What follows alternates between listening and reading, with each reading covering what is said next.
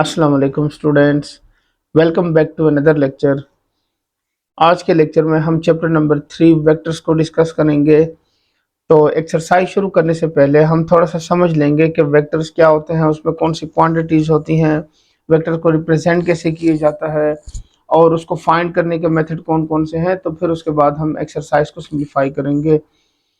तो लेक्चर शुरू करने से पहले अगर आप मेरे चैनल पर नए हैं तो चैनल को सब्सक्राइब कर लें और बेल आइकन को प्रेस कर लें ताकि मेरे आने वाली हर वीडियो आपको पहले मिल सके। तो आज का जो हमारा टॉपिक है वो है स्केलर्स एंड वेक्टर्स। अब आप कहेंगे कि ये तो हम फिजिक्स के अंदर पहले भी पढ़ चुके हैं। जी हाँ, आप फिजिक्स के अंदर इसको पढ़ चुके हैं, लेकिन वहाँ पे जो स्केलर्स और वेक्टर पढ़ाए जाते थे वो और नोयत के थे, यानी वहाँ पे वो फिजिक्स के साथ रिलेटेड थे। यहाँ पे जो हम स्केलर्स और वेक्टर्स पढ़ेंगे वो होंगे मैथमेटिक्स के साथ रिलेटेड, यानी थोड़ा बहुत वहाँ पे भी यूज जो वहाँ पे हम करते थे स्केलर और वेक्टर का डायरेक्शन वगैरह के लिए इस तरह से, वो यहाँ पे भी होगा कि डायरेक्शन जो है वो राइट है, लेफ्ट है, अप एंड डाउन और इस तरह से मूवमेंट कौन सी है। लेकिन यहाँ पे थोड़ा सा डिफरेंट होगा फिजिक्स के हवाले से, तो इसलिए इसको पहले समझ लीजिएगा, फिर हम इंशाल्लाह एक्सरसाइज पे जाएंगे। क्योंकि अगर डायरेक्ट मैं एक्सरसाइज पे लेके चलूंगा तो आपको समझ नहीं आएगी कि उसमें कैसे सॉल्व करना है या कौन कौन सी चीजें इंक्लूड हो सकती हैं। तो पहली क्वांटिटी है स्केलर क्वांटिटी। जिस तरह के नाम से जाहिर है, a quantity which has only magnitude and no direction is called a scalar quantity और सिंपली अ स्केलर। यानी वो क्वांटिटी जिसको क्या हो, सिर्फ सिर्फ मैग्नीट्यूड हो और उसमें डायरेक्शन ना हो, तो हम क्या कहते हैं, स्केलर क्वांटिटी कहते हैं। फॉर एग्जाम्पल क्या है, वॉल्यूम है, वर्क है, टेम्परेचर है। तो ये इसकी क्या है, एग्जाम्पल्स हो गई। Next have vector quantity. A quantity which has magnitude as well as direction is called vector quantity or simply a vector. यानी वो क्वांटिटी जिसके अंदर क्या हो, मैग्नीट्यूड भी हो और उसके साथ साथ क्या हो, डायरेक्शन भी हो, तो हम क्या कहते हैं कि ये आपके पास वेक्टर क्वांटिटी है। अब मैं इसकी थोड़ी सी मिसाल देता हूँ। यानी स्केलर क्वांटिटी, अगर हम किसी दुकान पे जाते हैं कोई चीज़ परचेज करने के लिए, तो उसको हम क्वांटिटी बताते हैं कि आप हमें इतनी क्वांटिटी में वो जो प्रोडक्ट है वो इतनी क्वांटिटी में हमें दे दें। हम उसमें डायरेक्शन नहीं बताते कि आप मुझे 3 किलोमीटर के हिसाब से ये क्वांटिटी दे दें या इस तरह से। तो इसलिए हम क्या करते हैं, सिर्फ मैग्नीट्यूड के हवाले से, यानी वो नंबर्स बताते हैं, तो वहां से हम क्या करते हैं, स्केलर की, इसलिए इसको स्केलर क्वांटिटी कहते हैं, क्योंकि हम सिर्फ नंबर से रिप्रेजेंट करके उससे वो क्वांटिटी परचेज कर लेते हैं। लेकिन वेक्टर क्वांटिटी इस तरह की क्वांटिटी होती है कि वो सिर्फ नंबर इंक्लूड नहीं है, नंबर के साथ साथ डायरेक्शन भी इंक्लूड है। जिस तरह से अगर हम कहीं पर ट्रेवल कर रहे हैं तो ट्रेवल करने के दौरान क्या होगा, एक तो उसमें मेंशन होगी कि उसकी आपने कितना डिस्टेंस कवर किया है। डिस्टेंस के साथ साथ उसके अंदर क्या है, डायरेक्शन भी इंक्लूड होती है। डायरेक्शन क्या है, आप स्ट्रेट गए हैं, लेफ्ट साइड पे आपने मुड़ना है, राइट साइड पे मुड़ना है, या इस तरह से बहुत सारी डायरेक्शन इसमें शामिल हो सकती है जितना भी आप क्या करते हैं, डिस्टेंस कवर करते हैं। तो इसलिए वेक्टर क्वांटिटी में क्या होता है, मैग्नीट्यूड भी शामिल है और डायरेक्शन भी शामिल है। सो वेलोसिटी है, एक्सेलरेशन है, फोर्स है, इस तरह के और भी बहुत सारी एग्जाम्पल आप फिजिक्स के अंदर पढ़ चुके हैं। तो उम्मीद है ये समझ आ गया होगा स्केलर और वेक्टर्स को। अब हम यहाँ पे समझेंगे कि हमने ये वेक्टर्स को रिप्रेजेंट कैसे करना है, असल जो हमारा टॉपिक होगा, क्योंकि स्केलर और वेक्टर तो हम पहले भी पढ़ चुके हैं। सो रिप्रेजेंटेशन ऑफ वेक्टर, तो यहाँ पे जो टॉपिक आपकी बुक में मेंशन है वो है geometrical representation of a vector. Geometry के साथ रिलेटेड है। ज्योमेट्री में क्या होता है, आपके पास ग्राफ्स होते हैं, एक्स वाई प्लेन हो गया, या इस तरह की जो है शेप्स होती हैं, जिस तरह से स्क्वायर है, रेक्टेंगल है, हेक्सागोन है, तो उनकी मदद से हम क्या करते हैं, वेक्टर को डिस्कस करेंगे यहाँ पे। सो इसको समझ लेते हैं। A vector is geometrically represented by an arrow और डायरेक्टेड लाइन सेगमेंट से ओ पी एंड।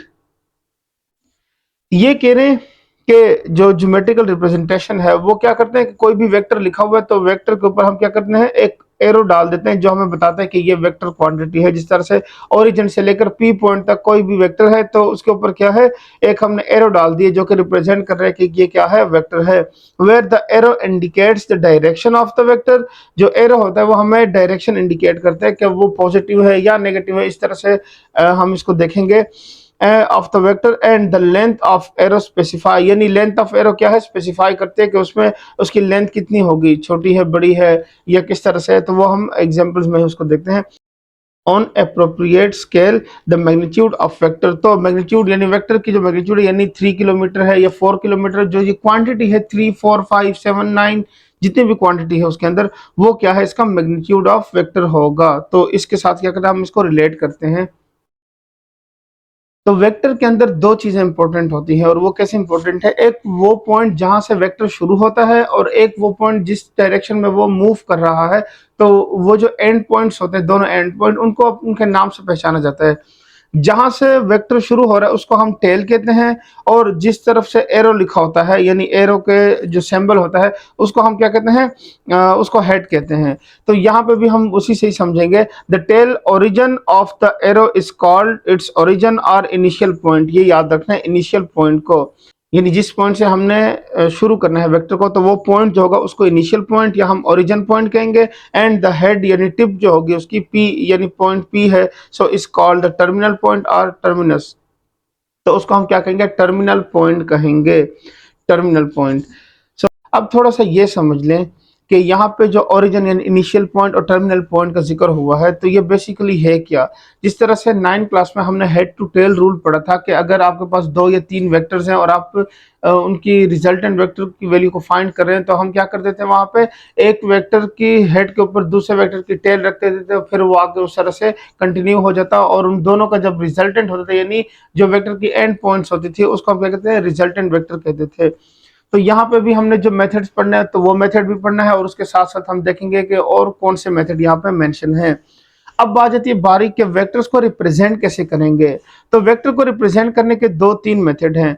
एक मेथड वो है कि जब हम प्रिंटेड वर्क यानी कंप्यूटराइज काम कर रहे होते हैं, तो वहां पे क्या होता है, हम यूजुअली वेक्टर को रिप्रेजेंट करते हैं बोल्ड फेस लेटर के साथ, यानी उसको डार्क करके लिखा होता है। यहाँ पे शायद आपको नजर भी आ जाए, थोड़ा सा मैंने डार्क करने की कोशिश की है।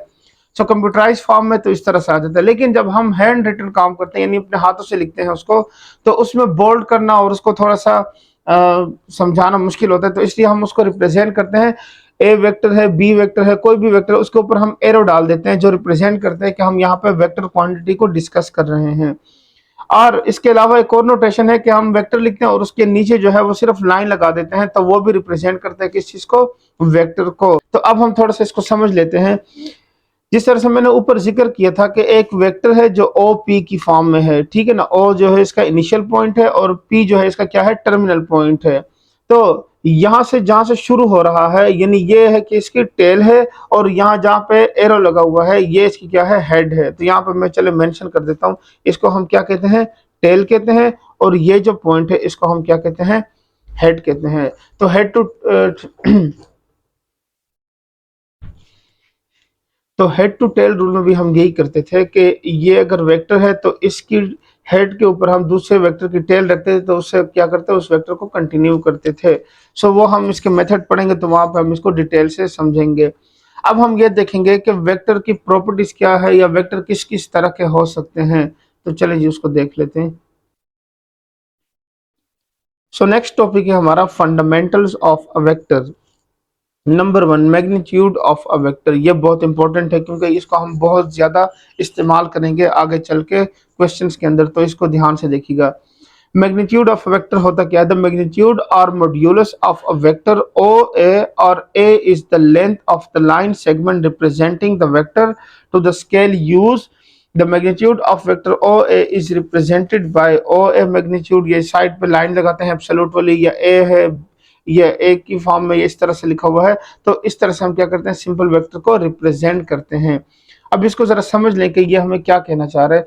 ये कह रहे हैं कि मैग्नीट्यूड या मॉड्यूलस, अब मॉड्यूलस जो है वो हम चैप्टर 1 के अंदर कॉम्प्लेक्स नंबर के लिए भी पढ़ चुके हैं, जिसमें क्या था, आपके पास आयोटा की फॉर्म में नंबर थे, तो हमने A square plus B square square root लिखा था, वहां पे वो मॉड्यूलस था।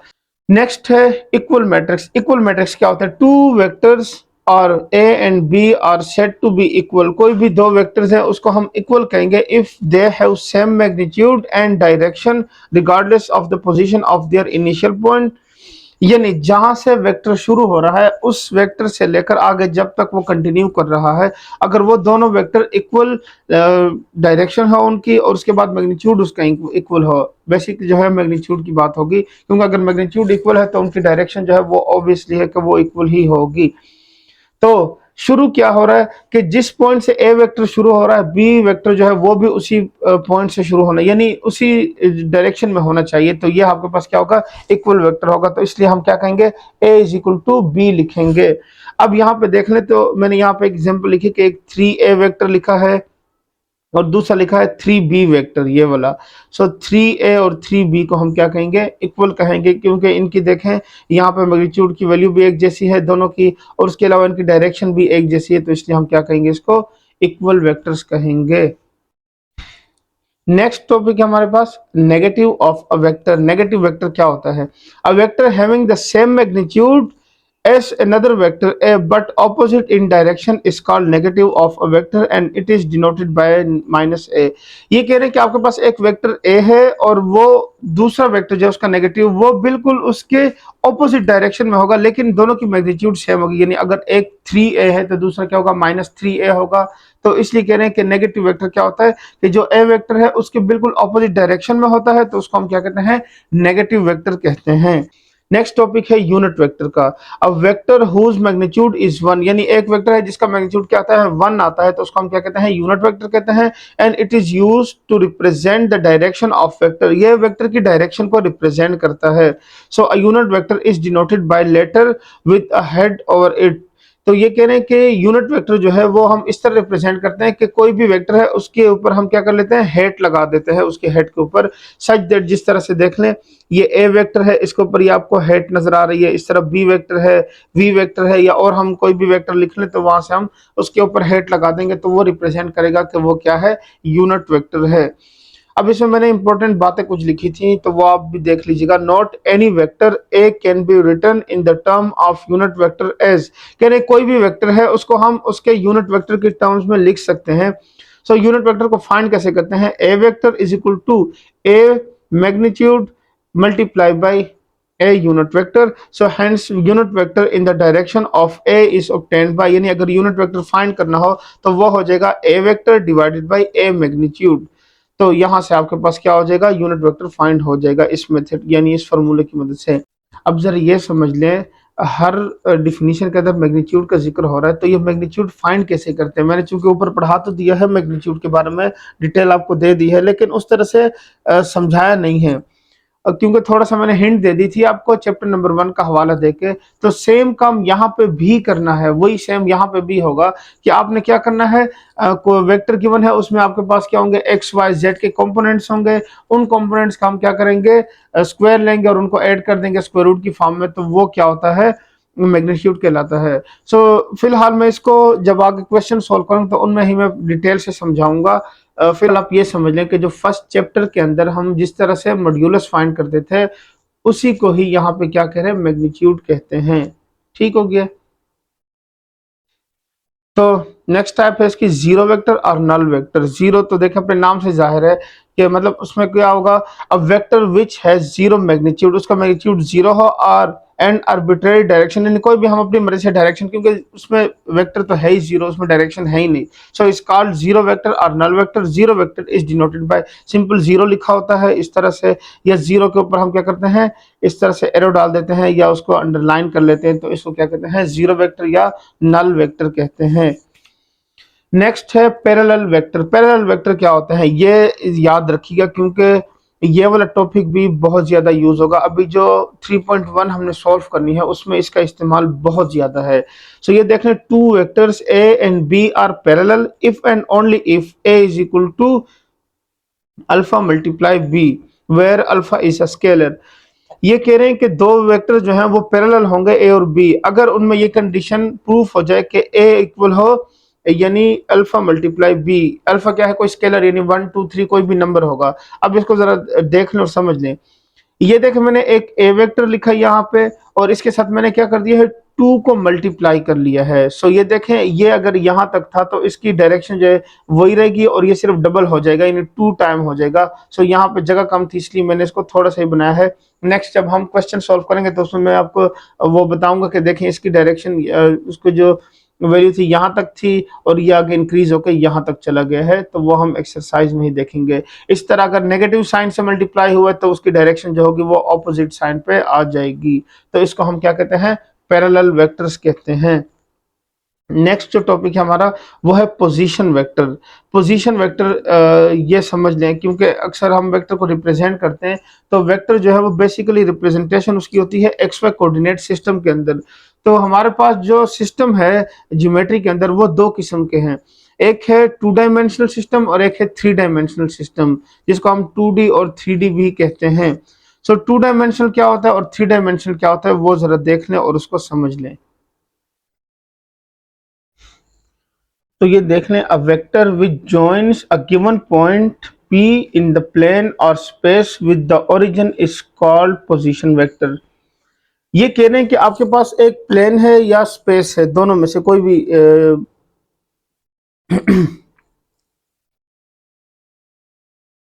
तो ये डिफिनीशन इस तरह से कह रही है हमें कि आपके पास 2 डायमेंशनल यानी प्लेन है या 3 डायमेंशनल स्पेस है, तो उसके अंदर अगर कोई पॉइंट हम स्टडी कर रहे हैं और उसको ओरिजिन के साथ ज्वाइन कर देते हैं तो वो क्या कहलाई जाती है, उसकी पोजीशन वेक्टर कहलाई जाती है of the point P and it is denoted bye OP। ठीक हो गया। जिस तरह से यहाँ पे देख लें, ये मैंने XY प्लेन यहाँ पे बना लिया है। अब इसके अंदर यहाँ से ओरिजिन से लेकर P पॉइंट तक क्या है, यहाँ पे एक वेक्टर है, तो इसको मैंने यहाँ से इसको यहाँ से ओरिजिन को इसके साथ ज्वाइन कर दिया है। अब ओरिजिन से लेकर P पॉइंट तक का जो डायरेक्शन है इसको क्या कहा जाता है, पोजीशन वेक्टर कहा जाता है। The magnitude of the position vector is equal to the distance between the given point at the origin and whose direction is the direction of the point from the origin। ये कहने कि इसकी जो magnitude होगी वो origin से लेकर P point तक, यानी हमने अगर इसकी डायरेक्शन फाइंड करनी है या कोई भी वेक्टर है उसकी डायरेक्शन फाइंड करनी होगी, यानी यहाँ पे एक P पॉइंट है ना, अगर मैं यहाँ पे एक और पॉइंट भी ले लेता हूँ और उन दोनों की भी डायरेक्शन फाइंड करनी हो तो वो हम क्या करेंगे, ओरिजिन के साथ ही उसको ज्वाइन करेंगे और तब उसकी डायरेक्शन फाइंड होगी। तो वो क्या होगा, अगर P क्यू डायरेक्शन फाइंड करें यानी 2 पॉइंट यहाँ पे, तो P क्यू डायरेक्शन क्या होगी, OP माइनस OQ। इस तरह से हम क्या करेंगे, उसको फाइंड आउट करेंगे। तो इसमें यही चीज समझाई जा रही है। अब जरा इसमें थोड़ी सी डिटेल समझ लें, और वो क्या है, आपकी बुक में चूंकि मेंशन नहीं है तो इसलिए मैं थोड़ा सा आपको यहीं पे समझा देता हूं कि वो है क्या पोजीशन वेक्टर के हवाले से। वो ये है कि अगर XY प्लेन को डिस्कस कर रहे हैं, यहां से एक वेक्टर को चले बना लेते हैं ये वाला P पॉइंट तक, ठीक हो गया। तो यहाँ पे जो X एक्सिस है, ये वाली X एक्सिस के ऊपर यहाँ से लेकर यहाँ तक के जो इसका डिस्टेंस बन रहा है ये वाला X एक्सिस के ऊपर, ठीक हो गया। इसको हम क्या कहते हैं, I कंपोनेंट से रिप्रेजेंट करेंगे कि यानी ये क्या होगा, इस वेक्टर का I कंपोनेंट होगा। और यहाँ से लेकर यहाँ तक ये वाली जो लेंथ है इसकी, ये अगर देखें तो यहाँ पे क्या है आपके पास Y एक्सिस है, तो Y एक्सिस में ये वाली जो लेंथ है ये क्या करती है, J को रिप्रेजेंट करती है। सो यानी ये I कंपोनेंट है और ये इसका क्या है, J कंपोनेंट है Y एक्सिस के ऊपर। और अगर इसी चीज को हम स्पेस के अंदर डिस्कस कर रहे हैं, यानी इसकी पोजीशन को देखना चाहते हैं, तो स्पेस के अंदर क्या आपके पास, ये आपके पास इस तरह से 3 डायमेंशनल हो जाते हैं, ठीक हो गया।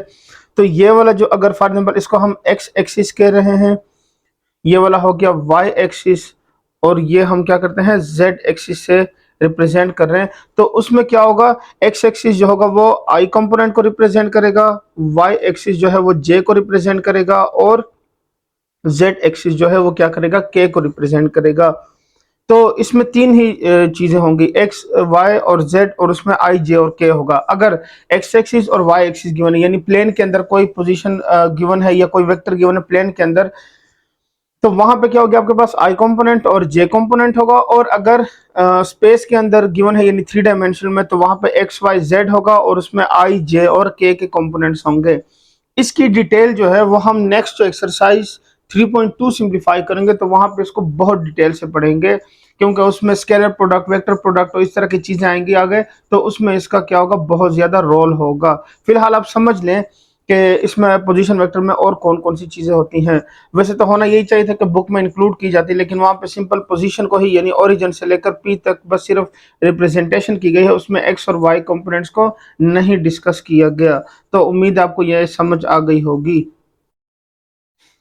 तो अब हम इसका नेक्स्ट टॉपिक डिस्कस करते हैं, जो कि है addition and subtraction of a vector. Addition और सब्ट्रैक्शन किस तरह से होती है, क्योंकि सब्ट्रैक्शन के अंदर ऐसी कोई खास प्रॉपर्टीज नहीं है, लेकिन एडिशन के अंदर आपके पास क्या है, डिफरेंट तरीके हैं जिससे आप क्या कर सकते हैं, उसको ऐड कर सकते हैं। तो एडिशन ऑफ वेक्टर देखते हैं।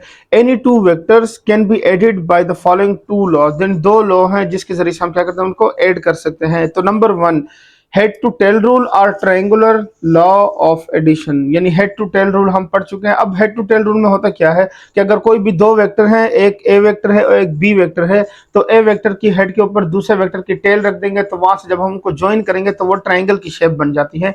इसलिए हम हेड टू टेल रूल को क्या कहते हैं, ट्रायंगल लॉ ऑफ एडिशन भी कहते हैं। थोड़ा सा इसको देख लें और समझ लें, फिर मैं इसको एग्जांपल के जरिए से समझा देता हूं।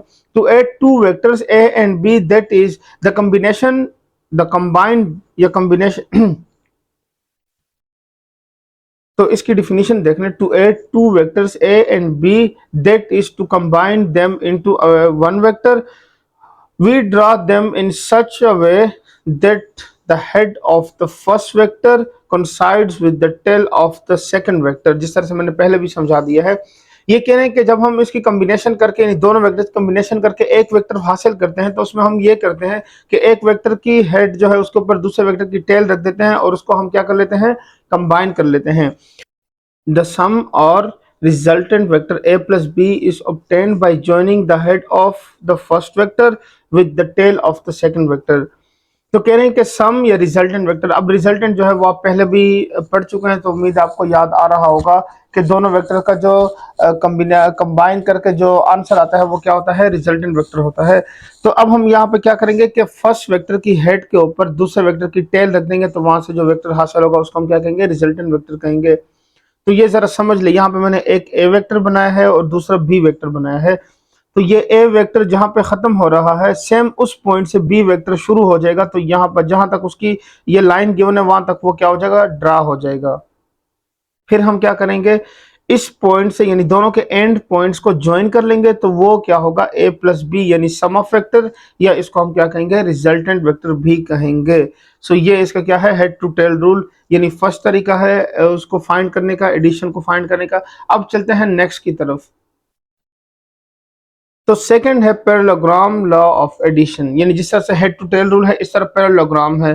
पैरेललोग्राम के अंदर आपके पास दो साइड जो है, यानी अपोजिट साइड जो है वो इक्वल होती हैं।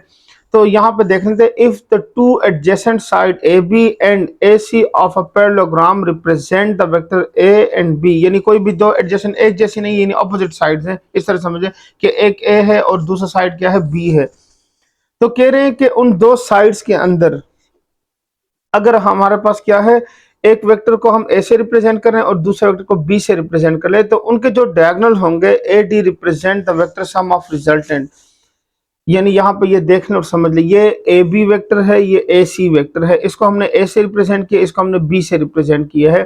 तो ये अगर ए बी है और यहाँ से हम इसको डॉटेड लाइन से, यानी वेक्टर ए को डी से डायगोनल की मदद से इसको ज्वाइन कर रहे हैं, तो इसकी जो ऑपोजिट डिस्टेंस होते हैं वो इक्वल होते हैं। तो अगर ये ए है तो ये भी ए होगा, और अगर ए सी क्या है, बी के इक्वल है, तो इस तरह बी डी जो होगा वो भी क्या होगा, बी के ही इक्वल होगा। सो यहाँ पे मैं मेंशन कर दूंगा कि हमें ये जो वेक्टर होगा ये इस तरह से फाइंड होगा कि ए बी प्लस ए सी, यानी इन दोनों का सम जो है वो क्या है, ए डी वेक्टर के इक्वल है। सो ए प्लस बी के इक्वल आ जाएगा, सेम वही मेथड से।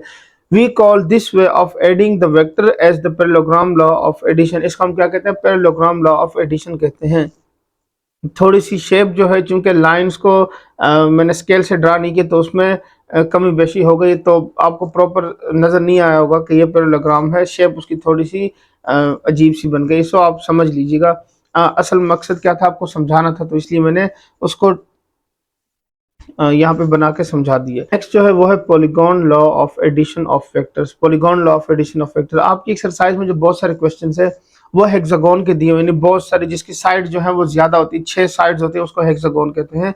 तो बहुत सारे क्वेश्चन जो है वो उससे रिलेटेड है, तो इसलिए ये जो ये वाला जो लॉ है ये आपको समझना बहुत ज्यादा इंपॉर्टेंट है, क्योंकि अगर ये समझ नहीं आएगा और हेड टू टेल रूल समझ नहीं आएगा तो आप उन क्वेश्चन को सिंप्लीफाई नहीं कर सकेंगे। तो ये देख ले, the method of vector addition of two vector can be extended to more than two vectors, यानी दो से ज्यादा जब वेक्टर उसमें शामिल हो जाते हैं और उसको हम ऐड करते हैं। So let A B C D be 4 given vectors. हमारे पास क्या है, 4 वेक्टर्स हैं ए बी सी डी। वो तमाम वेक्टर जो हैं वो ओरिजिन पॉइंट पे आके ज्वाइन हो रहे हैं, यानी let O B the any point and let us draw the vector O A. O से लेकर ए तक का हम क्या करते हैं, एक वेक्टर ड्रा कर लेते हैं। फिर from the terminal point of A of the vector draw A B represent vector B, तो उस ए से हम क्या करते हैं, बी तक दूसरा वेक्टर रिप्रेजेंट कर लेते हैं, फिर बी से आगे क्या करेंगे, उसको कंटिन्यू करेंगे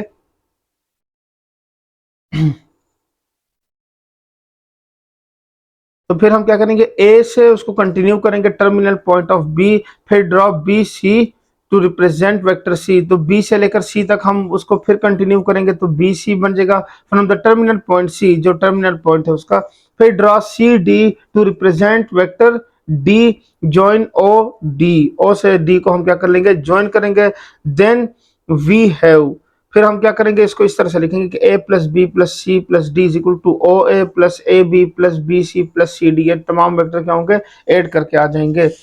अब इसको जरा समझ लें, ओ बी वेक्टर जो है आपके पास, ओ बी वेक्टर वो इक्वल है आपके पास इस तरह से कि ओ बी वेक्टर है, ओ से लेकर ए तक का वेक्टर और प्लस ए बी वेक्टर, इन दोनों के सम से ओ बी फाइंड होगा।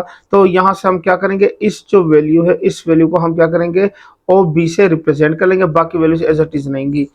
फिर अगर ओ सी वेक्टर को देख लें तो ओ सी क्या था, ओ से लेकर बी तक का वेक्टर और प्लस बी से लेकर सी तक का वेक्टर, यानी इन दोनों को ऐड करेंगे तो इससे हमें क्या होगा, ए सी वेक्टर फाइंड हो जाएगा। सो ओ सी वेक्टर जो है, अब वो किसके इक्वल है, ओ सी प्लस सी डी, दोनों को कंबाइन करेंगे तो वो क्या होगा, ओ डी वेक्टर के इक्वल आएगा। तो इसको मैं आपको एग्जांपल से भी अभी समझा या शेप बना के समझा देता हूं, फिर आपको ये क्लियर हो जाएगा। Thus the vector O D joining the initial point of first vector and a and the terminal point of the last vector d represent the sum of the given vector, this method of addition is called polygon law of addition। ये देख लें और समझ लें मैंने क्या आपको समझा यहाँ पे। ये देखें, o से लेकर a तक का एक वेक्टर है, फिर इस a की इस पॉइंट से, यानी ये एरो जो है रिप्रेजेंट कर रहा है कि ये o से लेकर a, यानी यहाँ पे इसकी क्या बन रहा है, हेड बन रहा है। इसके हेड से हमने क्या करना है, दूसरे वेक्टर को शुरू कर देना है बी पॉइंट तक, यहाँ तक, फिर इस बी पॉइंट के हेड से तीसरे वेक्टर को शुरू करना है सी को, फिर इस पॉइंट से डी को, तो ये पूरा जो है वो इस तरह से आपके पास क्या हो जाएगा, ए से लेकर डी तक का पूरा एक सिस्टम बन जाएगा। सो ए प्लस, ये देखें ए, ओ से लेकर ए, फिर इसको प्लस करेंगे A plus B plus C plus D, तो इन तमाम वेक्टर का सम जो होगा वो क्या होगा, A plus B plus C plus D आ जाएगा। अब जिस तरह से ऊपर मेंशन था ना कि O B vector is equal to O A plus A B, वो कैसे आया था वो मैं समझा देता हूं।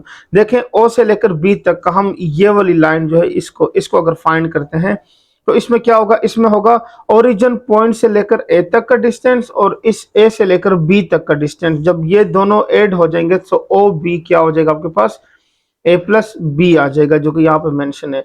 फिर अगर हम क्या करते हैं, ओ से लेकर सी तक का डिस्टेंस फाइंड करते हैं तो वो हो जाएगा आपके पास ओ से लेकर बी तक का डिस्टेंस, क्योंकि ये डिस्टेंस हमने फाइंड कर लिया कि ये ए प्लस बी के इक्वल है, तो क्या होगा, ओ से लेकर बी तक का डिस्टेंस यानी ओ सी जो है वो इक्वल होगा ओ से लेकर बी तक का डिस्टेंस एंड प्लस बी से लेकर सी तक का डिस्टेंस, तो इन दोनों को प्लस कर देंगे तो ये हो जाएगा ओ बी इक्वल आया था, ये लिखा हुआ है ए प्लस बी एंड प्लस क्या हो जाएगा, सी हो जाएगा। फिर अगर हमने क्या करना है, नेक्स्ट जो फाइंड करना है ओ डी फाइंड करना है, तो उसमें क्या होगा, ओ से लेकर सी तक का डिस्टेंस ये वाला जो कि ए प्लस बी प्लस सी आया है, और इसमें प्लस कर देंगे ये वाला लास्ट डिस्टेंस जो यहाँ पे डी से इक्वल है, तो ये बन जाएगी इसकी resultant line A plus B plus C plus D. So आपने ये याद रखना है, इसी की मदद से हम क्या करेंगे, बहुत सारे सवालों को सिंप्लीफाई करेंगे एक्सरसाइज के। सो उम्मीद है आपको ये क्लियर हो गया होगा, अगर नहीं क्लियर तो इसको रिवाइज करके दोबारा तो उम्मीद करता हूँ आपको ये समझ आ गया होगा। अगर कहीं पे कंफ्यूजन है तो आप इसको रिवर्स करके दोबारा देख लें और इसको अच्छे से समझ लीजिएगा, क्योंकि बहुत सारे क्वेश्चन जो हमने वो इसी मेथड से सिंप्लीफाई करने हैं। नेक्स्ट टॉपिक है subtraction of two vector. Subtraction किस तरह से होती है, the difference of two vectors A and B denoted by A minus B. Difference का मतलब है कि उन दोनों को सब्ट्रैक्ट करते हैं हम, तो उसको हम ए माइनस बी से रिप्रेजेंट करते हैं। Is the vector C obtained by adding vector A and the negative of B, यानी ए और नेगेटिव बी अगर हम इसको ऐड कर लेते हैं तो यहाँ से हमें सी वेक्टर मिलता है। ये वैसे जिस तरह से हेड टू टेल रूल में हम रिप्रेजेंट करते हैं तो इस तरह से वो सी से रिप्रेजेंट किया गया है रिजल्टेंट वेक्टर को। So the difference a minus B of vector a and b is equal to a vector c, यानी a और b का जो डिफरेंस है उसको एक और यहाँ पे c से रिप्रेजेंट किया गया है समझाने के लिए। So which we can add to b yields the vector a। अब देख लें इस तरह से, ये एक a वेक्टर है और ये क्या है, बी वेक्टर है। अब चूंकि माइनस कर रहे हैं तो नेगेटिव साइन क्या होती है, इसकी डायरेक्शन को चेंज, यानी अगर ये ए वेक्टर है और माइनस कर रहे हैं तो नेगेटिव की वजह से ये जो डायरेक्शन है इसकी, ये वाली डायरेक्शन, अब ये डायरेक्शन यहाँ पे क्या हो जाएगी, चेंज हो जाएगी। सो यहाँ पे क्या हो जाएगा, माइनस बी आ जाएगा। तो ये ए वेक्टर, इसकी हेड के ऊपर यहाँ पे क्या करेंगे, दूसरे वेक्टर की टेल रखेंगे तो ये डायरेक्शन डाउनवर्ड, ये जिस तरह देखें अपवर्ड है तो ये डाउनवर्ड डायरेक्शन में आ जाएगी। ये इनका रिजल्टेंट है, जिस तरह से जिक्र किया ऊपर के रिजल्टेंट को हम क्या करेंगे, सी से रिप्रेजेंट करेंगे। So C is equal to A minus B, तो ये इसका क्या हो गया, रिजल्टेंट हो गया। ये सिंपल क्या करें इसको, सब्ट्रैक्शन।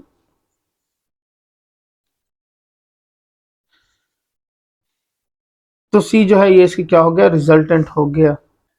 अब हम इसके लास्ट टॉपिक को डिस्कस करते हैं, फिर उसके बाद हम इंशाल्लाह एक्सरसाइज को सिंप्लीफाई करेंगे। तो लास्ट टॉपिक क्या है, scalar multiplication. In dealing with vectors we refer to real number as scalar. कहते हैं जब हम वेक्टर को स्टडी करते हैं तो वहां पे हम क्या करते हैं, रियल नंबर जो है उसको एज ए स्केलर मेंशन करते हैं या उसको स्टडी करते हैं। इफ के is a scalar and A is a vector, अगर के क्या हो, कोई स्केलर हो, यानी नंबर्स हो 1 2 3 4 -1 -2 इस तरह से कोई भी नंबर है, और ए क्या है, कोई भी वेक्टर है, then the multiplication of A by K, इन दोनों की मल्टीप्लिकेशन क्या होगी, वो इस तरह से होगी, डिनोटेड बाय के ए, इस तरह से रिप्रेजेंट करेंगे, is a vector whose magnitude is K times that of A. यानी अगर ए का मैग्नीट्यूड क्या है, 3 आ रहा है और उससे 7 मल्टीप्लाई है तो 7 3 21, इस तरह से समझ लें कि 7 टाइम जो है वो क्या होगा, वो वेक्टर ग्रेटर हो जाएगा। दस इफ, अब इसमें कंडीशन है वो याद रखनी है आपने, इंपॉर्टेंट एमसीक्यू समझ लें कि अगर k की वैल्यू 0 है तो हम क्या कहेंगे कि then k a is 0 vector, तो ये क्या होगा, आपके पास 0 वेक्टर होगा।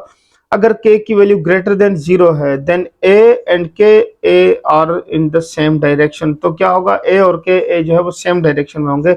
यानी अगर a वेक्टर ये इतना है, ए वेक्टर, सो के ए वेक्टर हो सकता है इतना आ जाए, जिस तरह से 2a 3a या 4a इस तरह से आ जाता है।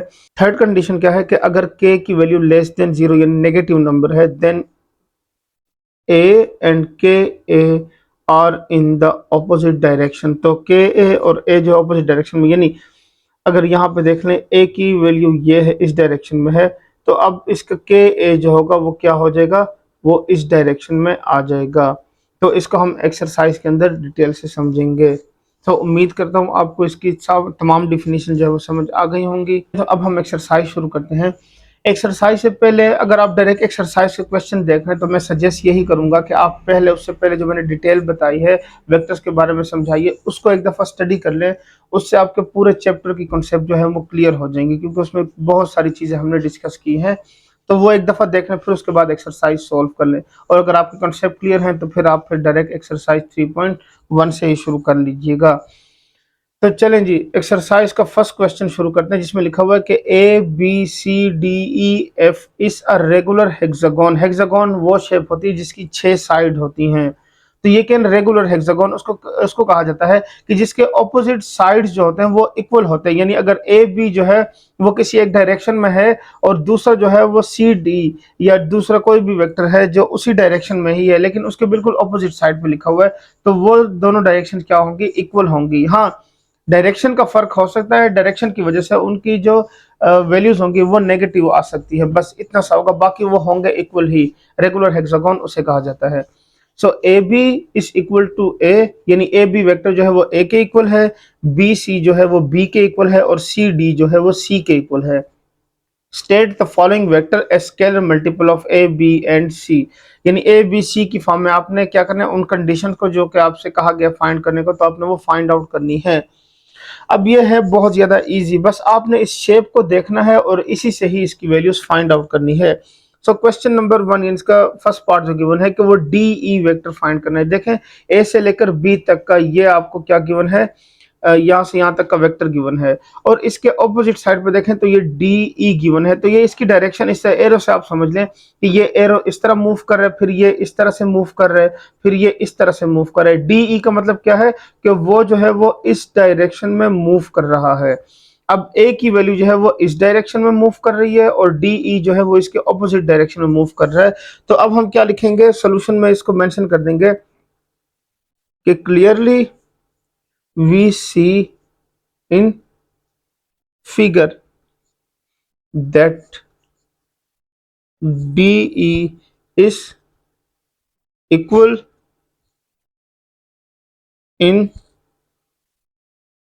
Magnitude to A B, but लेकिन क्या है, इन ऑपोजिट डायरेक्शन। सो क्या आंसर आएगा आपके पास? आंसर ये आएगा आपके पास कि D E is equal to minus A. So ये इसका क्या हो गया है, आंसर आ गया है। अच्छा जी, इस शेप के अंदर मैं डिफरेंट कलर्स को इस्तेमाल करूंगा ताकि आपको ये अच्छे तरीके से समझा सकूं, क्योंकि आगे जो क्वेश्चन है वो भी इसी तरह के ही हैं, तो इसलिए आप देख लें और इसको ध्यान से सो इसको समझ लीजिएगा, फिर हम इसको आगे। अच्छा जी,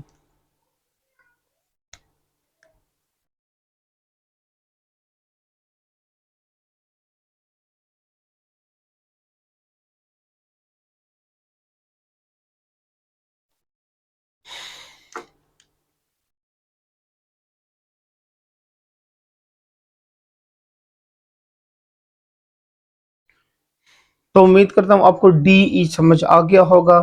अब हम ई एफ को फाइंड करते हैं, ई और एफ को। अब देख लें यहाँ पे ये ई एफ की ये वैल्यू है, जिस तरह से ये इस तरह से मूव कर रहा था ना, तो यहाँ पे देखें तो ये वाली जो वैल्यू है ये इस तरह से यहाँ पे ऐसे मूव कर रही है, इस तरह से।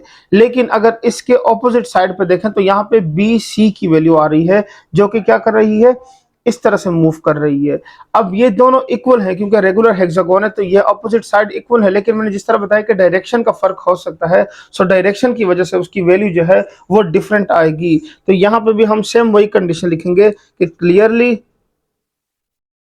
We see in figure that E F is equal in magnitude to B C, but इन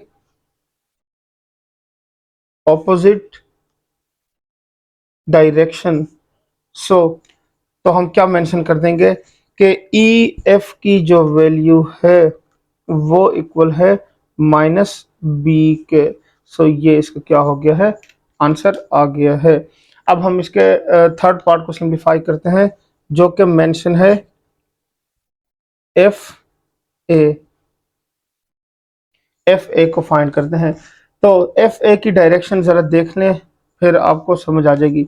ये देखें एफ ए जिस तरह से ये मूव कर रहा है, देखें पहले इस तरह मूव कर रहा था, अब इस तरह से ये क्या होगा, यहाँ से इस डायरेक्शन में मूव करेगा।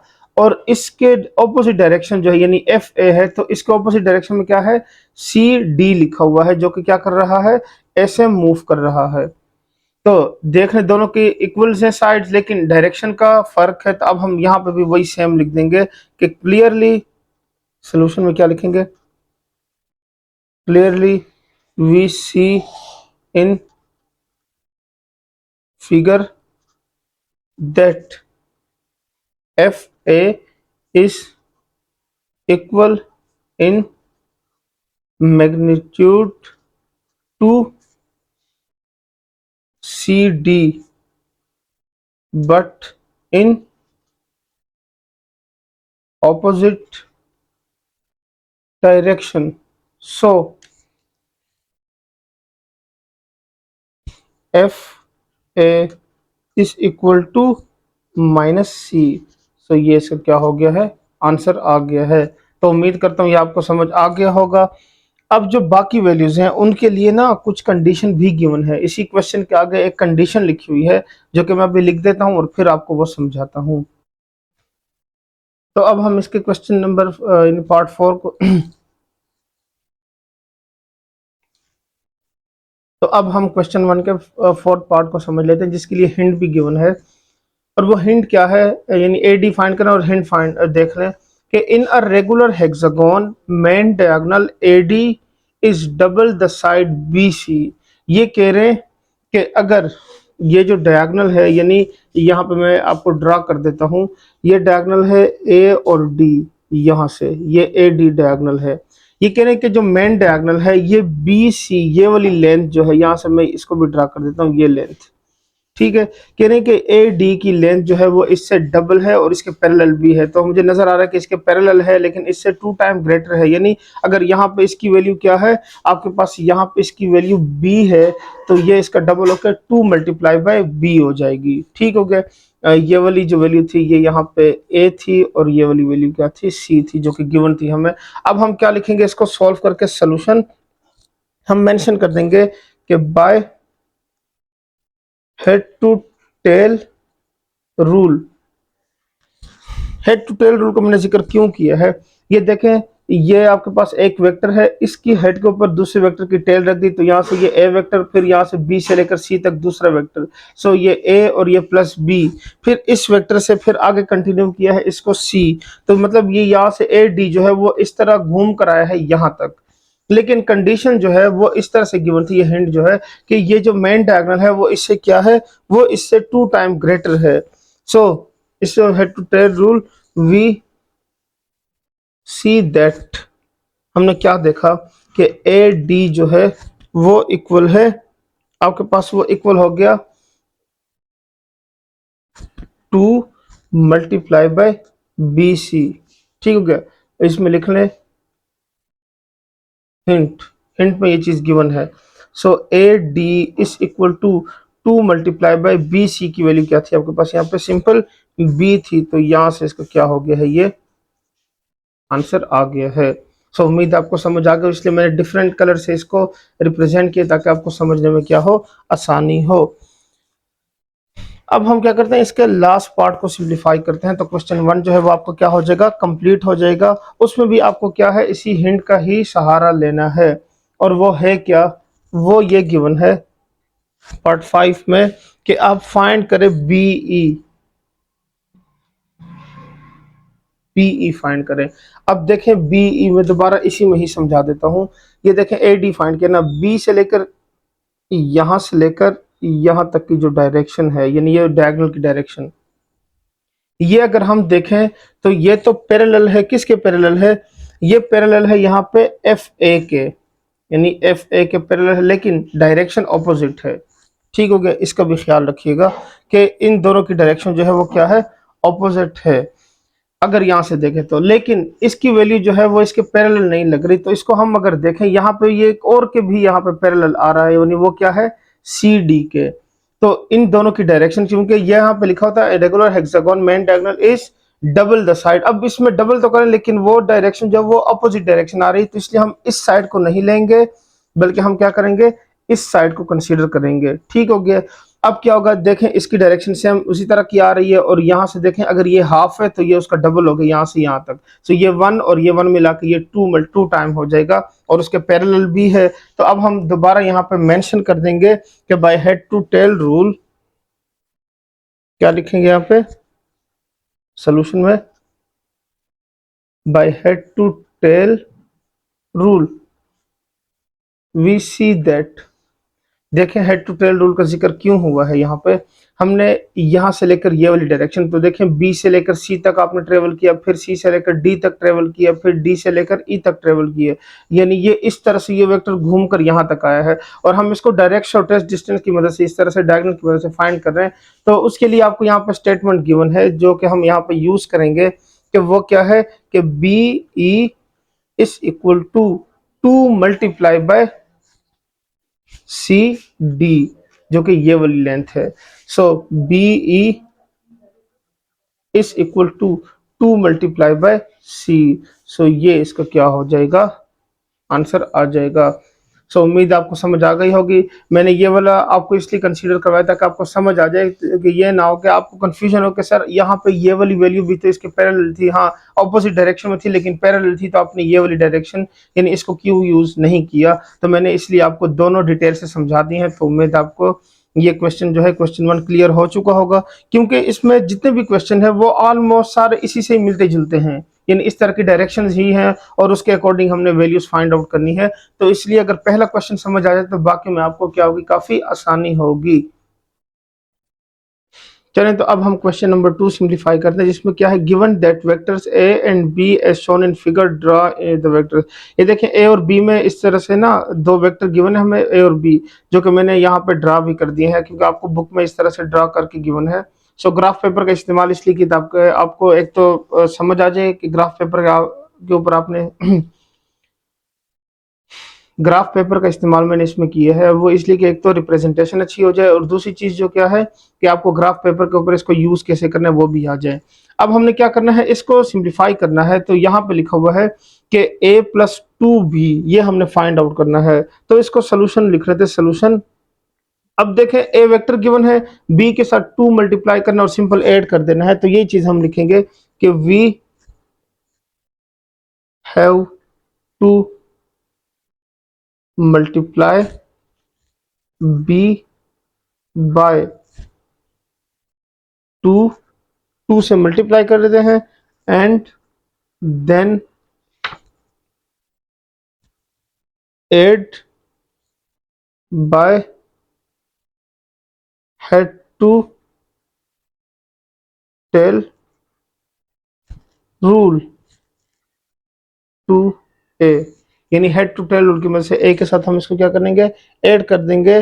तो ये हो जाएगा। सो ये देखें ए गिवन है ना, B 2 multiply by B is equal to 2b, इस तरह से हो जाएगा। सो ये हो जाएगा a प्लस 2b।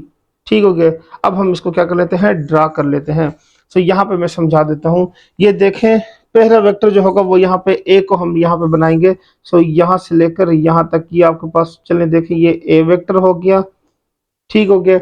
अब इसके टेल के ऊपर ये अगर यहाँ तक है तो इसको मैं थोड़ा सा यहाँ से लेंथ में ले जाऊंगा यहाँ तक। ये आपके पास हो गया 2b, यानी अगर b जो है वो इतना है, सिंपल ये हो गया आपके पास फॉर एग्जांपल b, तो इसको डबल कर लेंगे तो ये क्या हो जाएगा, 2b आ जाएगा। ठीक हो गया। अब हम क्या कर लेते हैं, इसको ज्वाइन कर लेते हैं, यहाँ पे इसको इसके साथ यहाँ पे ज्वाइन हो जाएगा। सो ये हो जाएगा a प्लस 2b। तो ये इसका क्या हो गया, सिंपल आंसर आ गया है। सो उम्मीद करता हूँ आपको समझ आ गया होगा। मैंने ग्राफ पेपर का इस्तेमाल इसलिए किया ताकि आपको अच्छे से समझ आ जाए। सो अब हम क्वेश्चन नंबर 2 का सेकंड पार्ट सॉल्व करते हैं। इसमें क्या किया गया है, ए के साथ 2 को मल्टीप्लाई किया गया है और फिर नेगेटिव वेक्टर यानी बी फाइंड किया गया है। तो यहाँ पे हम ये लिखेंगे सोल्यूशन। पहले काम क्या करेंगे, first we have to multiply a by 2 and then find negative vector of b. तो जिस तरह से गिवन है, एंड फिर क्या करेंगे, and then we have to add. ठीक हो गया। तो ये हो जाएगा 2a माइनस, यानी यहाँ पे प्लस और ये हो जाएगा माइनस b।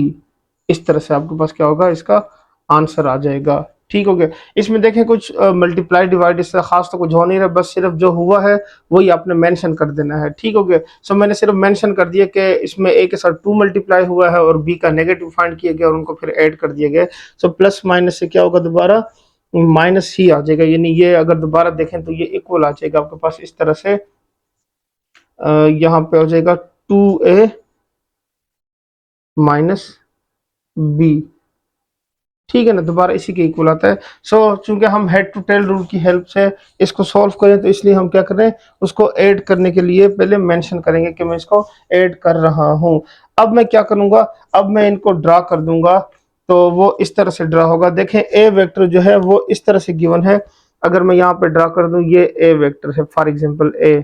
ठीक हो गया। सो इसको इंक्रीज किया गया 2 टाइम, तो यहाँ से मैं इसको यहाँ से यहाँ तक ये हो जाएगा आपके पास 2a, यानी 2 टाइम इंक्रीज हो गया है। फिर उसके बाद b की वैल्यू जो है वो इस तरह से है कि वो अगर उसकी डायरेक्शन देखें तो b की डायरेक्शन जो थी वो इस डायरेक्शन में थी, अपवर्ड डायरेक्शन में, यानी इस डायरेक्शन में क्या था, b था। ठीक हो गया। अब इसकी डायरेक्शन जो है वो क्या हो जाएगी, माइनस b हो जाएगी। तो ये अब ये वाला वेक्टर और ये वाला वेक्टर हम यूज करेंगे और इसकी मदद से हम क्या करेंगे, इसका रिजल्टेंट फाइंड कर लेंगे। अब चूंकि इसकी डायरेक्शन डाउनवर्ड है बी की, तो इसलिए मैं वेक्टर को यहां से शुरू कर रहा हूं। ये हो गया 2a और इसके हेड पे यहाँ पे रखेंगे तो ये हो जाएगा -b। तो इनका रिजल्टेंट वेक्टर अब बन जाएगा, इसको इसके साथ क्या कर देते हैं, ज्वाइन कर देते हैं। सो ये हो गया 2a - b। तो ये इसका सिंपल क्या हो गया है, आंसर आ गया है। सो उम्मीद करता हूँ आपको समझ आ गया होगा। मैंने इसमें पूरी जो है सारी की सारी कंडीशन जो है आपको समझा दी है। ए वेक्टर बताया, फिर 2a कैसे आया वो बताया, फिर बी वेक्टर और नेगेटिव बी समझाया, फिर उसको मैंने कैसे सॉल्व किया तो वो सारा का सारा यहाँ पे मेंशन कर दिया है। अब इसका लास्ट जो पार्ट है यानी थर्ड पार्ट वो सिंप्लीफाई करते हैं। उसमें देखें सिंपल क्या हुआ है, ए के साथ मल्टीप्लाई हुआ है 3 और फिर बी के साथ मल्टीप्लाई हुआ 2 और फिर उनको क्या कर दिया गया है, सब्ट्रैक्ट कर दिया गया है। सो मैं यहाँ पे सोल्यूशन मेंशन कर दूंगा कि first we multiply a by 3 and b by -2 and then add 3a and -2b। सो ये हो जाएगा 3a plus -2b is equal to, यहां से आपके पास आंसर आ जाएगा 3a - 2b, जो कि क्वेश्चन की रिक्वायरमेंट भी है। तो पहले मैं इसको समझा देता हूं कि मैं इसको ड्रा करने से पहले इसकी ये वैल्यूज किस तरह से मैंने फाइंड आउट की हैं। सो देखें, ए की वैल्यू फाइंड करते हैं तो ए की वैल्यू जो है वो इस तरह से हो जाएगी। ए वेक्टर जो है वो इस फॉर्म में गिवन है, इस फॉर्म में इस तरह से, ठीक हो गया, ये ए वेक्टर हो गया। तो इसको 3 टाइम इंक्रीज किया गया तो इसका मतलब ये हुआ कि ये यहाँ से यहाँ तक हो गया, 3a हो गया, ठीक हो गया। फिर ये क्या है, यहाँ पे बी वेक्टर जो है वो इस डायरेक्शन में है, ठीक हो गया। और -b जो है वो यहाँ से -2b हो जाएगा। अगर नेगेटिव होता तो यहाँ तक आता, लेकिन वो 2 टाइम उसमें इंक्रीज हुए तो वो थोड़ा सा आगे चला गया है। अब हम क्या करते हैं, इसको प्रॉपर ड्रा कर लेते हैं। पहले हम यहाँ पे क्या करेंगे, ए वेक्टर यानी ये वाला, इसको ड्रा करेंगे। यहाँ पे ये हो गया 3a। अब इसके हेड के ऊपर इसकी टेल रख देंगे, सो यहाँ से ये हो जाएगा इस तरह से -2b। अब हम क्या कर लेते हैं, इन दोनों को ज्वाइन कर लेते हैं तो रिजल्टेंट वेक्टर इसका फाइंड हो जाएगा ये वाला। तो ये हो गया 3a - 2b। सो ये इसका क्या हो गया है, आंसर आ गया है। सो उम्मीद करता हूँ आपको क्वेश्चन नंबर 2 समझ आ गया होगा। चूंकि इसकी जो वैल्यूज गिवन थी ना वो बुक के अंदर भी इस तरह से थी कि ग्राफ पेपर के हिसाब से बनाई गई थी, तो इसलिए मैंने कोशिश की कि ग्राफ पेपर का इस्तेमाल करके ही आपको समझा दूं। तो अब चलते हैं इनके नेक्स्ट क्वेश्चन की तरफ। क्वेश्चन नंबर 3 सिंप्लीफाई करते हैं, जो कि क्या है, क्वेश्चन नंबर 1 के साथ रिलेटेड है, लेकिन शेप का फर्क है। क्योंकि क्वेश्चन नंबर 1 में जो शेप गिवन थी वो थी हेक्सागोन और जो इसमें शेप गिवन है वो है ट्रायंगल।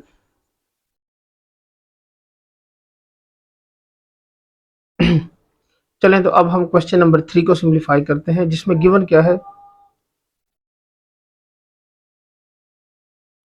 तो चले अब हम क्वेश्चन नंबर 3 को सिंप्लीफाई करते हैं। क्वेश्चन नंबर 3 में गिवन है कि in triangle O P Q, ये ओ पी एंड क्यू ये दिया हुआ है। देखें, अगर आपको ट्रायंगल की शेप नहीं गिवन और आपको सिंपल वैल्यूज गिवन है तो अब आपकी मर्जी है कि आप यहाँ पे पी लिखें या यहाँ पे लिखें, इससे कोई फर्क नहीं पड़ेगा। तो फिर क्या गिवन है, ओ से लेकर पी तक का जो डिस्टेंस है वो क्या है, पी के इक्वल है, स्मॉल पी के इक्वल है। सो यहाँ से लेकर यहाँ तक मैंने रेड से रिप्रेजेंट कर दिया इसको, ताकि समझने में आसानी रहे कि ये पी के इक्वल है। चलें इसको चेंज कर लेते हैं थोड़ा सा, क्योंकि यहाँ भी पी लिखा हुआ है तो कन्फ्यूजन ना हो, ठीक हो गया। इसको भी चेंज कर लेते हैं। फिर क्या करें, ओ से लेकर क्यू तक का डिस्टेंस जो है वो स्मॉल क्यू से लिखा हुआ है, सो ये भी मैंने यहाँ पे रिप्रेजेंट कर लिया है। अब फिर क्या कह रहे हैं इसके अंदर के, R is the mid point of OP, यानी OP का जो मिड पॉइंट है वो R है, यानी P को डिवाइड कर रहा है इस पॉइंट पे P/2, यानी O से लेकर R तक का डिस्टेंस क्या होगा, P/2 हो जाएगा। And S lies on OQ such that OS magnitude is equal to 3 times of SQ magnitude and state in terms of।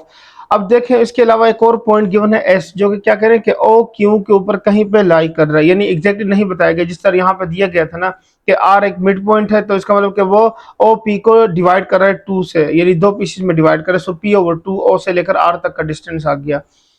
अब ये कंडीशन समझ लें, क्योंकि एक और क्वेश्चन है उसमें भी इस तरह की कंडीशन गिवन है, कंडीशन डिफरेंट है लेकिन मिलती जुलती है इससे, तो समझ लें, फिर आपको आगे भी आसानी होगी। आपने करना क्या है, आपने इसमें से इसकी वैल्यू निकालनी है। तो पहले मैं क्या करता हूँ, इसको थोड़ा सा सॉल्व कर लेता हूँ, यानी आपको बता देता हूँ कि इसमें वैल्यूज किस तरह आई हैं, क्योंकि मैंने ये ट्रायंगल पहले ही बना लिया आपको समझाने के लिए। तो अब मैं यहाँ पे लिख दूंगा कि we first form the triangle with the mentioned conditions। अब वो देखिए कंडीशन क्या है, ये condition and points given that, वो पॉइंट्स क्या गिवन थे कि ओ से लेकर पी तक, यानी O P is equal to small P के इक्वल है, and O Q is equal to q. अब हम क्या करेंगे, अब हम इस कंडीशन को भी यूज कर लेते हैं, इससे भी वैल्यू निकाल लेते हैं, फिर आगे थोड़ा सा इसको फिर फर्दर सिंप्लीफाई करते हैं। ये देखें, ये कंडीशन गिवन है, ये इस तरह लिख रहे थे कि O S magnitude is equal to 3 time of S Q magnitude. ठीक हो गया, इसको मैं यहाँ से डिवाइड कर लेता हूँ, क्योंकि हम ओ एस और एस क्यू की वैल्यू फाइंड करना चाह रहे हैं। सो ये हो जाएगा O S magnitude divided by S Q magnitude is equal to 3 divided by 1, यानी ये लिखा हुआ 3:1। अब इसको जरा समझ ले, ओ से लेकर क्यू तक का जो टोटल डिस्टेंस है, यानी अगर वो 4 पार्ट्स हैं, इस तरह समझ ले कि देखें 3 और 1 4, ये टोटल 4 पार्ट्स में अगर हम इसको डिवाइड कर लेते हैं, तो ओ से लेकर एस तक का जो मैग्नीट्यूड है, यानी ये जो हिस्सा है ये क्या हो जाएगा, ये 3 हो जाएगा, और एस से लेकर क्यू तक का जो हिस्सा है वो क्या हो जाएगा, 1 हो जाएगा।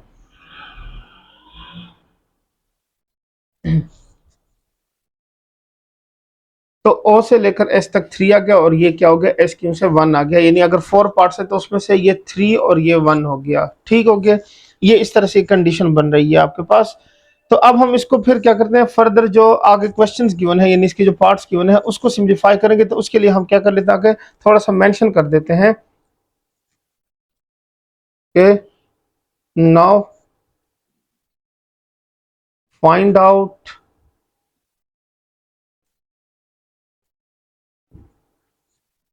solution of each case will become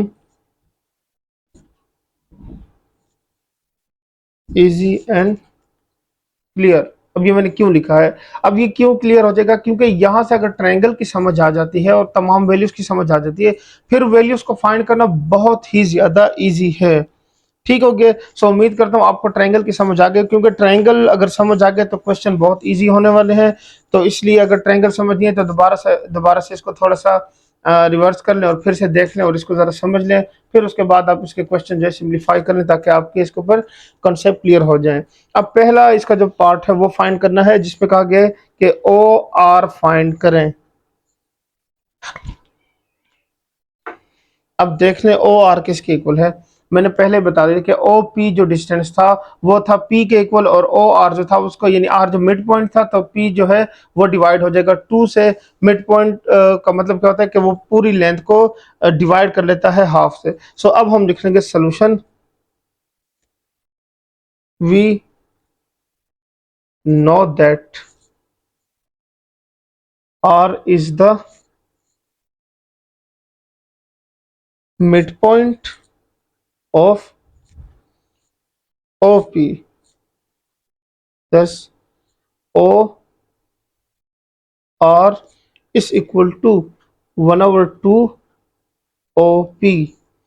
So which implies that OR is equal to 1/2 P। तो ये इसका क्या हो गया है, आंसर आ गया है। अब मैंने ये क्यों लिखा कि वी नो दैट, क्योंकि हमें क्वेश्चन में गिवन था ना कि ये इसका मिड पॉइंट है, तो हमें पता चल गया कि ये मिड पॉइंट है क्या जो है आर, और हम क्या कर लेते हैं उसको ओ पी को डिवाइड कर लेते हैं 2 से, तो आपके पास क्या हो जाएगी इसकी वैल्यू फाइंड हो जाएगी। तो अब हम इसके सेकंड पार्ट को सिंप्लीफाई करते हैं, जिसमें क्या करना है पी क्यू को फाइंड करना है। तो इसको सॉल्व करना है, solution P know that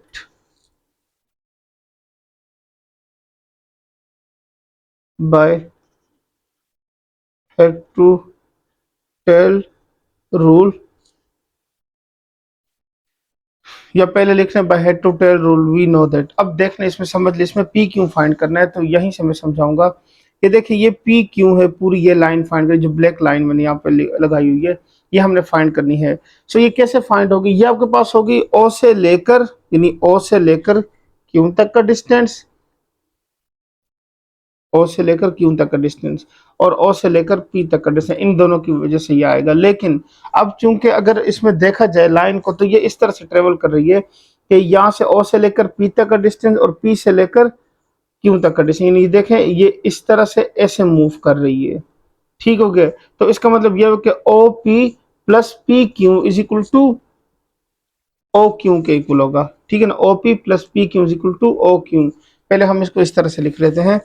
so ये हो जाएगा O P plus P Q is equal to O Q distance. ठीक हो गया, क्योंकि हमने हेड टू टेल रूल की मदद से इसको सॉल्व करना है ना, तो उसमें क्या हो रहा है कि ओ से लेकर पी तक का डिस्टेंस और फिर पी से लेकर क्यू तक का डिस्टेंस क्या है, वो ओ क्यू के इक्वल है। अब ओ पी की वैल्यू को हम राइट साइड पे ले जाते हैं, सो ओ पी की वैल्यू राइट साइड पे चली गई। अब हमें गिवन था क्वेश्चन के अंदर ही कि ओ से लेकर क्यू तक का डिस्टेंस स्मॉल क्यू के इक्वल है माइनस ये इक्वल है पी के। सो ओ पी क्यू की वैल्यू जो है वो फाइंड हो गई क्यू माइनस पी। सो ये इसका क्या हो गया है, आंसर आ गया है। क्वेश्चन नंबर 3 का थर्ड पार्ट सिंप्लीफाई करते हैं। अब इस पार्ट को सिम्प्लीफाई करने के लिए वो जो स्टेटमेंट गिवन थी, यानी वो कंडीशन जो लिखी थी, उसको इस्तेमाल करते हैं। वो कंडीशन ये थी कि O S magnitude is equal to 3 multiply by S Q magnitude. ठीक हो गया, ये लिखा हुआ था। फिर हम क्या करते हैं, इसमें से इसकी वैल्यू निकाल लेते हैं कि O S magnitude divided by S Q magnitude is equal to 3/1। So ये हमने पहले निकाल लिया, लेकिन मैं आपको इसके साथ फिर से समझा रहा हूँ, क्योंकि ये वाला पार्ट सॉल्व करें तो इसके साथ लिखा होना चाहिए। अब इसको हम ट्रायंगल की मदद से समझ लेते हैं। ये फॉर एग्जांपल एक ट्रायंगल है, ठीक हो गया। तो इस ट्रायंगल के अंदर क्या है, ओ से लेकर जो डिस्टेंस गिवन था वो था ओ पी एंड क्यू के हिसाब से इसको रिप्रेजेंट किया गया था। फिर इसमें ये कहा गया था कि ये वाला जो ओ क्यू वाला डिस्टेंस है, ये टोटल डिस्टेंस इक्वल है क्यू के, लेकिन इसके अंदर जो ओ एस है वो इसी ऐसी जगह पे आ रही है कि जब ओ से लेकर एस तक का जो डिस्टेंस, यानी ये वाला जो है, ये इक्वल आता है 3 के, यानी यहाँ से लेकर यहाँ तक, अगर ये एस है तो ये 3 हो गया, और यहाँ से लेकर यहाँ तक ये आता है 1 के। सो इसमें हमें ये दिया गया है। अब अगर टोटल वैल्यू को देखें तो 3 + 1 से क्या आ रहा है, 4 आ रहा है, यानी टोटल डिस्टेंस क्या है 4। और इसमें से इसका थर्ड पार्ट अगर हम कंसीडर कर लें, तो ये जो ओ एस है वो इस तरह से आएगा कि O S is equal to, ये इक्वल हो जाएगा 3/4, यानी टोटल 4 है और उसको क्या करें 3 पार्ट में डिवाइड कर दिया है, और साथ में आ जाएगा O Q. So O S is equal to 3/4 and O Q की वैल्यू क्या थी, सिंपल क्यू से रिप्रेजेंट की गई थी। सो ये इसका क्या हो गया है, आंसर आ गया है। सो उम्मीद करता हूं आपको ये समझ आ गया होगा। अब चलते हैं इसके लास्ट पार्ट की तरफ, जो कि इस तरह से गिवन है कि आर एस की वैल्यू फाइंड करें, आर एस की वैल्यू। अब देखें आर एस क्या था, आर हमें गिवन था, यहाँ पे मैं रिप्रेजेंट करता हूँ, यहाँ पे आर की वैल्यू गिवन थी कि वो क्या है, मिड पॉइंट है किस चीज का, ओ से लेकर पी तक के डिस्टेंस का, ये गिवन था। और अब हमसे कहा जा रहा है कि आप आर एस फाइंड करें। तो इसको फाइंड करने के लिए देख लें, ये आर एस जो है वो इक्वल है, अगर हम इसका टोटल डिस्टेंस, ये जिस तरह अभी हमने ओ एस फाइंड किया है, ओ एस जो है वो इक्वल है O R plus R S, यानी ओ से लेकर एस तक का जो ये वाला डिस्टेंस है, ये इन दोनों को ऐड करने से आता है by head to tail rule. So हम वही हेड टू टेल रूल की मदद से इसको सिंप्लीफाई करते हैं। सो यहाँ पे हम मेंशन कर देंगे कि ओ एस डिस्टेंस जो है, यानी सोल्यूशन में यहाँ पे लिखेंगे solution by head to tail rule, O S distance is equal to O R distance plus R S distance, ये मैंने लिख लिया। अब चूंकि हमने आर एस फाइंड करना है, सो ओ आर को हम लेफ्ट साइड पे ले जाते हैं। So R S is equal to, ये आपके पास इक्वल आ जाएगा O S minus O R. ठीक हो गया। सो ओ एस की जो वैल्यू है वो अभी हमने फाइंड की है, जो कि क्या है 3/4 क्यू के इक्वल है, minus O R. O R हमने फर्स्ट पार्ट में सिंप्लीफाई की थी, जो कि क्या इक्वल था, मिड पॉइंट था, तो वो था 1/2 पी लिखा हुआ था। सो अब इसका आंसर आ जाएगा R S is equal to 3/4 Q minus 1/2 P. So ये इसका क्या हो गया है, आंसर आ गया है। ये देखें 3/4 क्यू माइनस 1/2 पी, ये हमने फर्स्ट पार्ट में फाइंड किया था और ये इसका थर्ड पार्ट था। तो हमने क्या किया, इन दोनों को यूज कर लिया, यहाँ पे इनकी वैल्यूज लिखनी है। अब चूंकि इनकी डिनोमिनेटर्स इक्वल नहीं है, तो इसलिए हम इसको एज इट इज ही लिख लेंगे। अगर कॉमन आता तो 1/2 कॉमन ले लेते और फिर 3 क्यू माइनस पी लिख लेते, लेकिन दोनों का डिनोमिनेटर सेम नहीं है, तो हम इसको एज इट इज ही रखेंगे। सो ये इसका क्या हो गया है, आंसर आ गया है। सो उम्मीद करता हूँ आपको ये समझ आ गया होगा, क्योंकि पहला क्वेश्चन अगर समझ आ जाता है तो बाकी उसी के साथ रिलेटेड है, यानी सारे क्वेश्चन में आपने एज इट इज बस वैल्यूज फाइंड करनी है। सो अगर वहां पे ग्रिप आपकी क्लियर है तो फिर ये जो है इन क्वेश्चन पे भी आपको कंसेप्ट क्लियर हो जाएगी।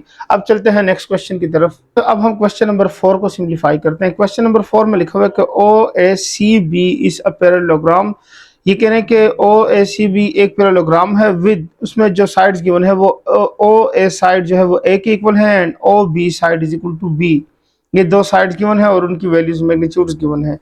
अब ए C is extended to D, यानी जब हम उसको पैरेललोग्राम की वो शेप बना लेंगे तो कह रहे हैं कि ए सी वाली लाइन जो है, यानी वो क्या हो रही है, एक्सटेंड, यानी इस तरह समझ लें कि उसको हमने लाइन को थोड़ा सा एक्सटेंड करना, बाहर लेके जाना और फिर उनको ज्वाइन कर देना है। और उसमें कंडीशन ये बन रही है कि where A C is equal to 2 multiply by C D, find the terms of a and b. अब ये आपको समझ आएगा कहाँ से, जब हम इसको सॉल्व करेंगे शेप के जरिए से, फिर आपको ये कंप्लीट समझ आ जाएगा। तो मैं इसकी शेप बनाता हूँ फिर आपको समझाता हूँ कि इसमें कहा क्या गया है। तो अब इस शेप को देखना और समझ लें, इसमें क्या गिवन है। इसमें हमें ये गिवन है कि ये ओ ए सी बी ये लाइन गिवन है। तो इस लाइन के अंदर देख लें, ओ ए जो है वो ए के इक्वल है, फिर ए सी जो है वो बी के इक्वल है, यानी ये हमें गिवन था कि ये ओ बी गिवन था, लेकिन ये ऑपोजिट साइड जो है वो इक्वल होती है पैरेललोग्राम की, तो इसलिए मैंने यहाँ भी बी मेंशन कर दिया और यहाँ पे ए मेंशन करेंगे, क्योंकि यहाँ मैंने लाइन लगानी थी इसलिए यहाँ पे मैंने मेंशन नहीं किया। अब एक तो ये बात है जो हमें गिवन थी, उसके अलावा कहा गया था कि ए सी वाली लाइन जो है, यानी ये वाली लाइन, ये एक्सटेंड और यानी यहाँ से बाहर जा रही है। अगर मैं इसको थोड़ा सा यहाँ से बाहर ले जाऊं, यहाँ तक, ये पॉइंट यहाँ तक आ गया, ठीक हो गया, ये इस पॉइंट तक आ गया। अब ये वाला जो डिस्टेंस है, कह रहे हैं कि जब सी से एक्सटेंड हो रहा है, तो ये जो कॉर्नर पॉइंट है ये कहाँ पे, यहाँ पे डी बन रहा है। ये देख लें, ये ए सी जो एक्सटेंड होकर यहाँ तक चला गया पॉइंट, अब यहाँ पे ये पॉइंट जो है ये डी बन रहा है। तो इसका मतलब ये हो कि ये पॉइंट सी से लेकर डी तक का डिस्टेंस जो है ये अभी तक फाइंड नहीं है। ये तो फाइंड बी लिखो लेकिन ये फाइंड नहीं है। अब हमें जो कंडीशन गिवन है हम उसे यूज करेंगे कि गिवन दैट, गिवन क्या है कि C A C distance is equal to 2 multiply by C D, ये मैग्नीट्यूड के इक्वल, ये गिवन है हमें। अब हमने क्या करना है, सी डी को फाइंड करना है, तो यहां से 2 को डिवाइड कर लेते हैं। So which implies that C D is equal to A C divided by 2, बल्कि ए सी की वैल्यू जो है वो तो हमें फाइंड गिवन है। So C D is equal to B divided by 2। So यहाँ से क्या हो गया, इसकी वैल्यू फाइंड हो गई है। अब हम यहाँ पे मेंशन कर देंगे कि ये इक्वल है b डिवाइडेड बाय 2।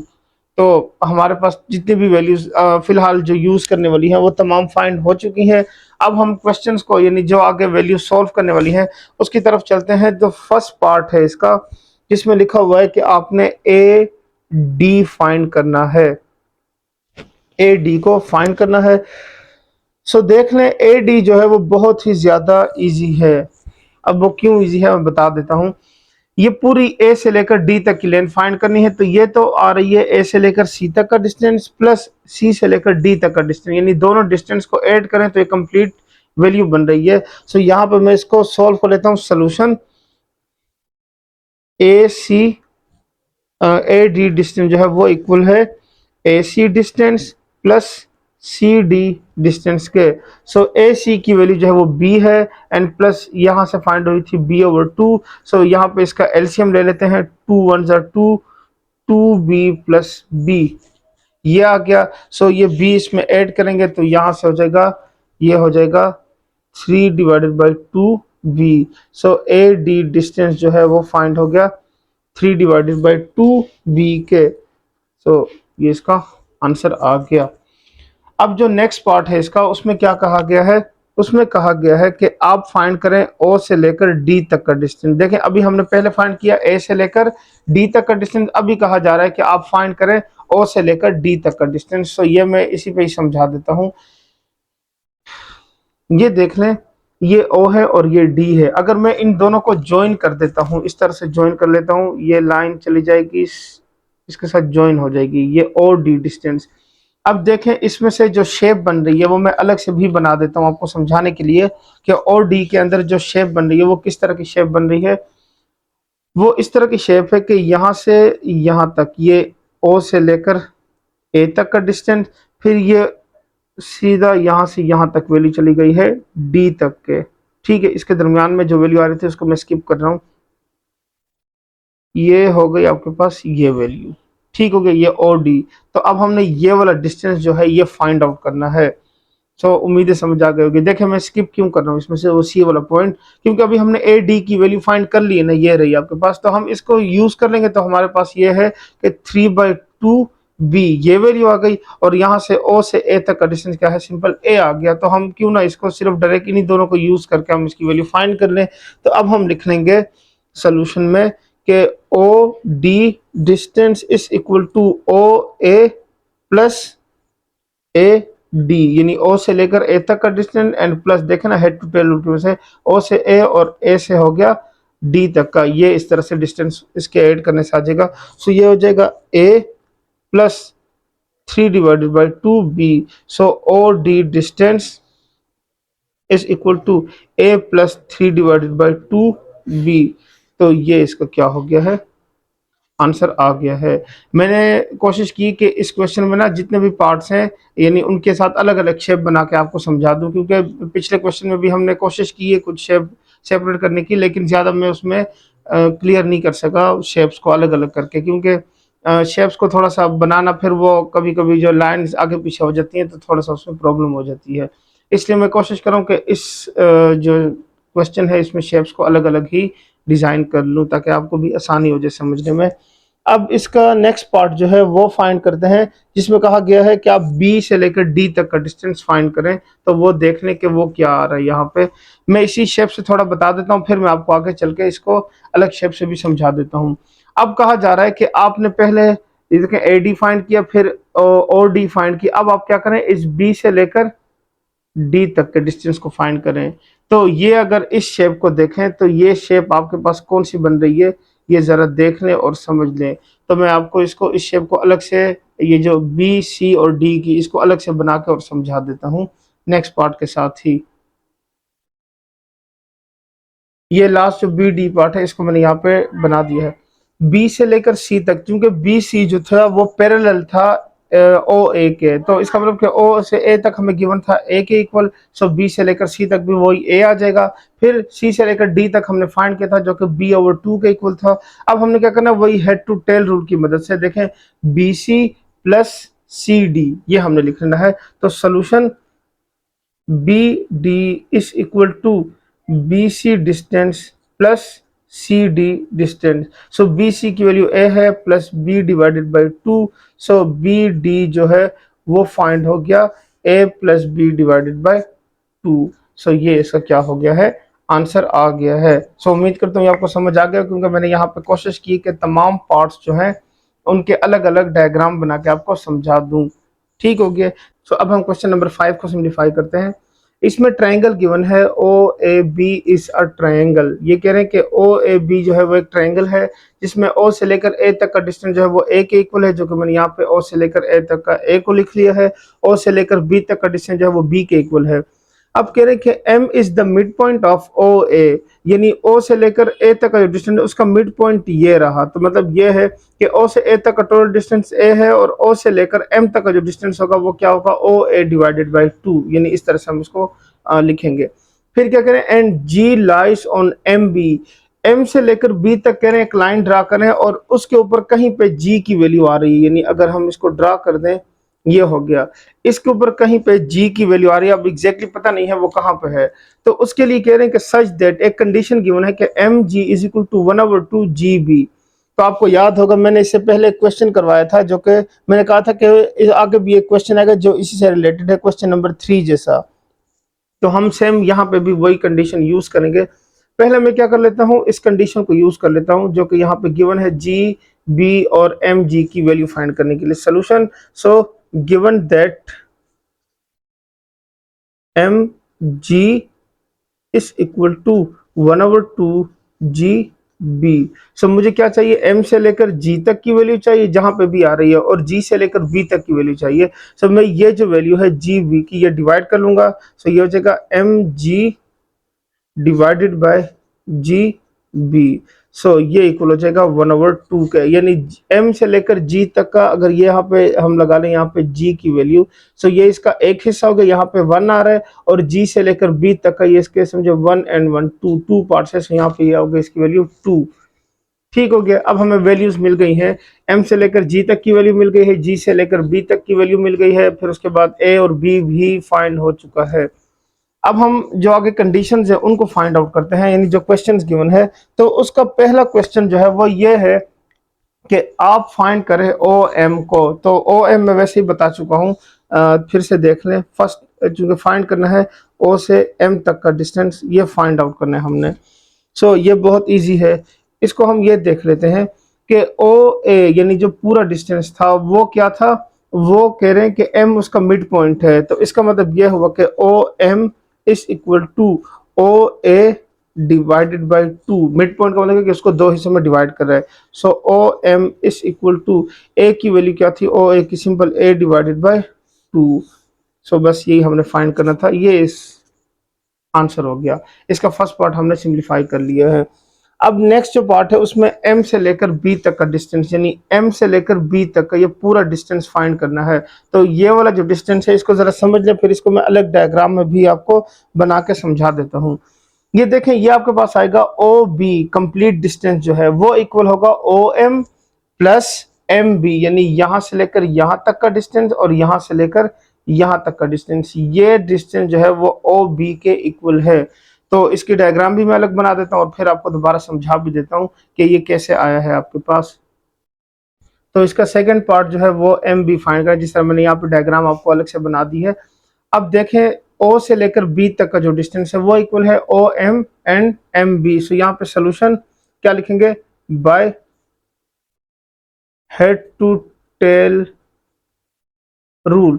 उसकी मदद से हम लिख लेते हैं कि आपके पास O से लेकर M तक का डिस्टेंस प्लस M से लेकर B तक का डिस्टेंस जो है वो इक्वल है OB के। तो OM को हम राइट साइड पर ले जाते हैं क्योंकि हमने MB की वैल्यू फाइंड करनी है। So MB is equal to OB minus OM। अब देखें O से लेकर B तक का डिस्टेंस हमें गिवन है वो B के इक्वल है, माइनस OM अभी हमने फाइंड किया था वो था A/2। सो MB की वैल्यू जो है वो आ गई आपके पास b minus A divided by 2। So ये इसका क्या हो गया है, आंसर आ गया है। अब हम चलते हैं इसके नेक्स्ट पार्ट की तरफ जिसमें कहा गया कि एम जी की वैल्यू फाइंड करें। तो ये m पॉइंट है और इसके दरमियान में अभी हमने यहाँ पे लिखा था, यहाँ पे g लिखा था। सो g जो है वो क्या था, यहाँ पे 1 था और ये वाला हिस्सा क्या था, इसका 2 था। अब हम क्या करेंगे, इस ओरिजिन को g से मिला देंगे, क्योंकि ओरिजिन को g से मिलाएंगे तो O M plus M G जो है वो ओ जी के इक्वल हो जाएगा। तो इस तरह से हमें क्या है जो वैल्यू है वो इजीली फाइंड हो सकती है। ठीक हो गया।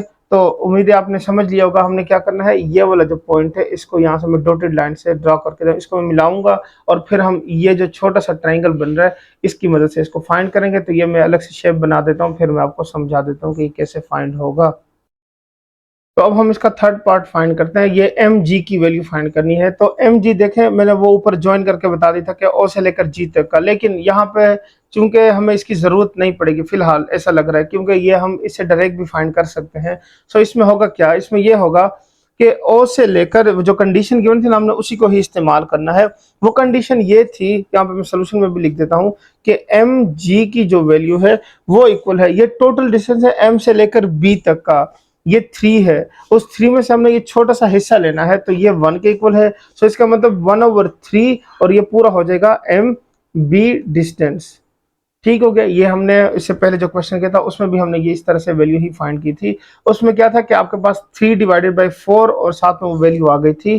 तो यहाँ पे क्या होगा, टोटल डिस्टेंस 1 + 2 3, और उसमें से ये वाला पार्ट यानी ये एम से लेकर जी तक का हिस्सा सॉल्व करें तो वो हो जाएगा 1/3 और एम बी आ जाएगा in total distance. So M G is equal to 1/3 M B. हमें ये वाला भी फाइंड किया था, तो यहाँ पे ये वैल्यू लिख रहे थे बी माइनस a/2, ये इसकी वैल्यू आ गई है। अब आप क्या करें, अगर इसको मल्टीप्लाई कर ले, मतलब ये भी लिख सकते हैं इसके आंसर में, और ज्यादा से ज्यादा क्या कर सकते हैं, इसको मल्टीप्लाई कर सकते हैं, यानी एम जी की वैल्यू मल्टीप्लाई करेंगे तो यहाँ से सिर्फ ये आ जाएगा b/3 माइनस a/6। तो इसको क्लोज कर लें तो ये इसका क्या हो गया है, आंसर आ गया है। तो उम्मीद करता हूँ आपको समझ आ गया होगा। अब इसके लास्ट पार्ट की तरफ चलते हैं, जो कि है आपके पास कि आप ओ जी फाइंड करें। अब हमने क्या करना है, वो जो डॉटेड लाइन लगाई थी ना यहाँ पे, इस तरह से यहाँ से लेकर यहाँ तक, अब हम ये वाला जो सेक्शन है, मतलब ये वाला हिस्सा, अब हम इसको प्रॉपर सिंप्लीफाई करेंगे, क्योंकि अब फाइंड करने को कहा जा रहा है, तो इसलिए अब इसको फाइंड कर लेते हैं। तो इसका मैं डायग्राम बना देता हूँ ताकि आपको समझ आ जाए। डायग्राम में ये होगा कि हम क्या करेंगे, ओ से लेकर एम तक का डिस्टेंस, ठीक हो गया, फिर ओ से लेकर जी तक का डिस्टेंस, और हम क्या कर देंगे, इसको ज्वाइन कर देंगे। सो ये आपके पास यहाँ से ज्वाइन होके ये आ जाएगा। सो ये ओ, ये एम, और ये हो गया जी पॉइंट। अब देखते हैं कि इसकी वैल्यूज आपके पास किस तरह से फाइंड होंगी। सो ओ जी जो है वो बेसिकली इक्वल आएगा, सोल्यूशन ओ जी की वैल्यू फाइंड होगी ओ से लेकर एम तक का डिस्टेंस, यानी ओ से लेकर एम तक का डिस्टेंस, और प्लस एम से लेकर जी तक का डिस्टेंस, एम से लेकर जी तक का डिस्टेंस। सो ओ एम की वैल्यू जो थी, यानी ये तो मिड पॉइंट था, a/2 के इक्वल था। सो यहाँ पे लिखेंगे a/2 प्लस एम जी की वैल्यू अभी हमने फाइंड की है, सो वो है b/3 माइनस a/6, ये आ गया। अब हम क्या करते हैं, इन दो वैल्यूज को फर्दर सिंप्लीफाई कर लेते हैं। सो a/2 minus a/6 plus b/3, तो इन दोनों का एलसीएम ले लें तो देखें 6 इसका एलसीएम आ जाएगा। यहाँ पे 3 2 6 आता है, सो ये हो जाएगा 3a minus a plus b/3, so which is equal to 3 minus 1 करें, यानी 3a माइनस है, तो ये हो जाएगा 2a/6 प्लस b/3, सो 2 1 2, 2 3 6। सो ओ जी की वैल्यू फाइंड हो जाएगी a/3 प्लस b/3। इन दोनों में देखें 1/3 कॉमन है, तो उसको बाहर निकाल लेते हैं, ये हो जाएगा a plus b। So O G is equal to 1/3 a plus b। So ये इसका क्या हो गया है, आंसर आ गया है। अब हम क्वेश्चन नंबर 6 सिंप्लीफाई करते हैं। इसमें है कि in triangle O P R एक ट्रायंगल गिवन है जिसमें the mid point of P R is M, यानी पी आर की मिड पॉइंट क्या है, वो एम है। If O P is equal to P, O से लेकर पी तक का जो डिस्टेंस है वो स्मॉल पी के इक्वल है, and O R is equal to R, यानी स्मॉल आर के इक्वल है, then find in term of p and r. P और आर के टर्म्स में आपने क्या करनी है, वैल्यूज फाइंड करनी है। तो इसमें पहला जो क्वेश्चन गिवन है वो ये है कि आप फाइंड करें पी आर, पी आर को फाइंड करें। अब देखें पी आर, ये वाली वैल्यू जो है ये किसके इक्वल है, ये अगर हम देखें तो ये इक्वल आ रही है ओ से लेकर पी तक का डिस्टेंस प्लस पी से लेकर आर तक का डिस्टेंस, ओ आर के इक्वल है। हम इसको solution from head to tail rule, उससे क्या होगा, ओ आर का जो डिस्टेंस है वो इक्वल होगा ये वाला डिस्टेंस, ये इक्वल होगा आपके पास ओ से लेकर पी तक का डिस्टेंस प्लस पी से लेकर आर तक का डिस्टेंस, ये वाला। ठीक हो गया। अब हमने पी आर फाइंड करना है, सो ओ पी को लेफ्ट साइड पे ले जाते हैं, which implies that P R is equal to O R minus O P, ये आ जाएगा। अब हमें जो वैल्यूज गिवन है वो यहाँ पे लिख लेते हैं। So P R is equal to O R जो है वो कि स्मॉल आर के इक्वल है माइनस पी हो जाएगा। सो ये हमने क्या कर लिया है, फाइंड कर लिया है। ये इसका आंसर हो गया पी आर का।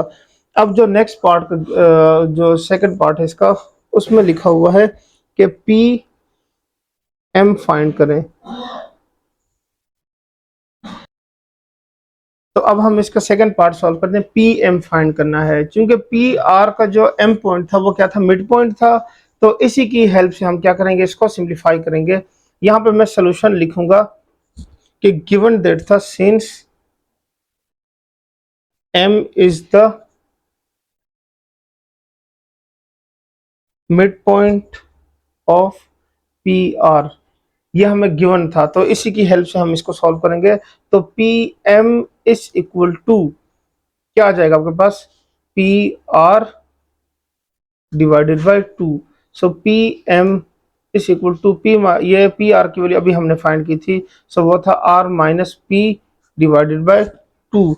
सो which implies that P M is equal to 1/2 are minus P. तो ये इसका क्या हो गया है, आंसर आ गया है। अब हम इसके लास्ट पार्ट को सिंप्लीफाई करते हैं। थर्ड पार्ट में हमें कहा गया है कि आप फाइंड करें ओ एम की वैल्यू। सो ओ एम में थोड़ा सा समझा देता हूँ कि ओ एम है कौन सा वाला हिस्सा। इसमें ओ एम इसका हिस्सा है, ये देखें ओ पी ये वाला। अब आपने क्या करना है, यहाँ पे मैं डॉटेड लाइन ड्रा कर रहा हूँ समझाने के लिए कि आपने ओ एम फाइंड करना है। सो ये होगा O P plus P M, यानी ये और ये वाला डिस्टेंस जो है ये इक्वल हो जाएगा यहाँ से यहाँ तक और यहाँ से यहाँ तक, ये वाला डिस्टेंस क्या हो जाएगा आपके पास, ये फाइंड करना है हमने। तो यहाँ पे इसको बना लेते हैं और फिर इसको फाइंड कर लेते हैं। सो ये देख लें, यहाँ पे मैंने उस शेप को बनाने की कोशिश की है, कुछ थोड़ी बहुत जैसी मिलती जुलती बन गई है।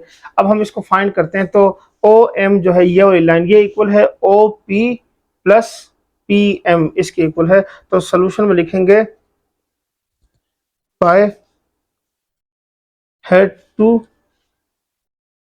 टेल रूल, उसकी मदद से हम इसको सिंप्लीफाई करते हैं। तो इसमें आ जाएगा O M is equal to O P plus P M. So O P की वैल्यू क्या है आपके पास, सिंपल पी है प्लस यहाँ से पी एम की वैल्यू आई थी 1/2 आर माइनस पी। सो ये हो जाएगा p plus r by two minus p by two, ये आ जाएगा। अब इसको सिंप्लीफाई करते हैं, p minus p by two plus r by two, इसको सिंप्लीफाई करते हैं तो यहाँ से आ जाएगा ओ एम। अब ये इसके को आ जाएगा 2p minus P divided by two and plus r by two, LCM लेने से ये आ जाएगा। सो ये हो जाएगा p divided by two plus r by two, 1/2 common ले लेते हैं तो ये हो जाएगा p plus r. So O M की वैल्यू फाइंड हो गई है 1/2 p प्लस आर, ये इसका क्या हो गया है, आंसर आ गया है। तो अब हम क्वेश्चन नंबर 7 सिंप्लीफाई करते हैं। क्वेश्चन नंबर 7 में लिखा हुआ है कि A B C D E F is a regular hexagon. तो जिस तरह क्वेश्चन 1 में गिवन था रेगुलर हेक्सागोन, यानी उसमें ये होता है कि ए बी अगर ये डिस्टेंस है तो ये बिल्कुल इसका ऑपोजिट डिस्टेंस क्या है डी ई, तो ये दोनों इक्वल होंगे। या अगर हम ओरिजिन से सी तक का कोई यानी यहाँ पे डिस्टेंस या लाइन मिला लें तो ये ओ सी जो है वो भी इक्वल होगा एक्स के। इसी तरह बी सी जो है वो इक्वल है ई एफ के, तो ये क्या है आपस में इक्वल है, यानी सारी साइड जो है वो इक्वल होती हैं। And O is its centre, यानी ओरिजिन ओ जो है वो इसका सेंटर है। क्वेश्चन 1 में ये नहीं गिवन था, इसमें क्वेश्चन 1 में ये सो क्वेश्चन 1 के अंदर हमें ओरिजिन नहीं गिवन था, उसमें सिर्फ क्या था, हेक्सागोन सिर्फ दिया गया था। तो यहाँ पे सेंटर भी गिवन है। So the vectors x and y, x और वाई यानी ए से लेकर बी तक का डिस्टेंस जो है वो क्या है, एक्स के इक्वल है, और बी से लेकर सी तक का डिस्टेंस जो है वो वाई के इक्वल है। अब कह रहे हैं कि आपने क्या करना है, एक्सप्रेस करना है एक्स और वाई की फॉर्म में the vectors A C, A O, C D and B F.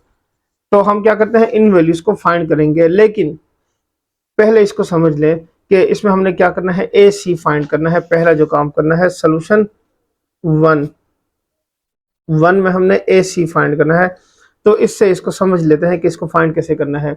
देखें, अगर हमने ये वाला A B plus B C, ये जो डिस्टेंस है, अगर ये हम इसको यहाँ से ए को सी के साथ मिला दें यहाँ से, तो ये बन जाएगा आपके पास ए बी डिस्टेंस, यानी सोल्यूशन बाय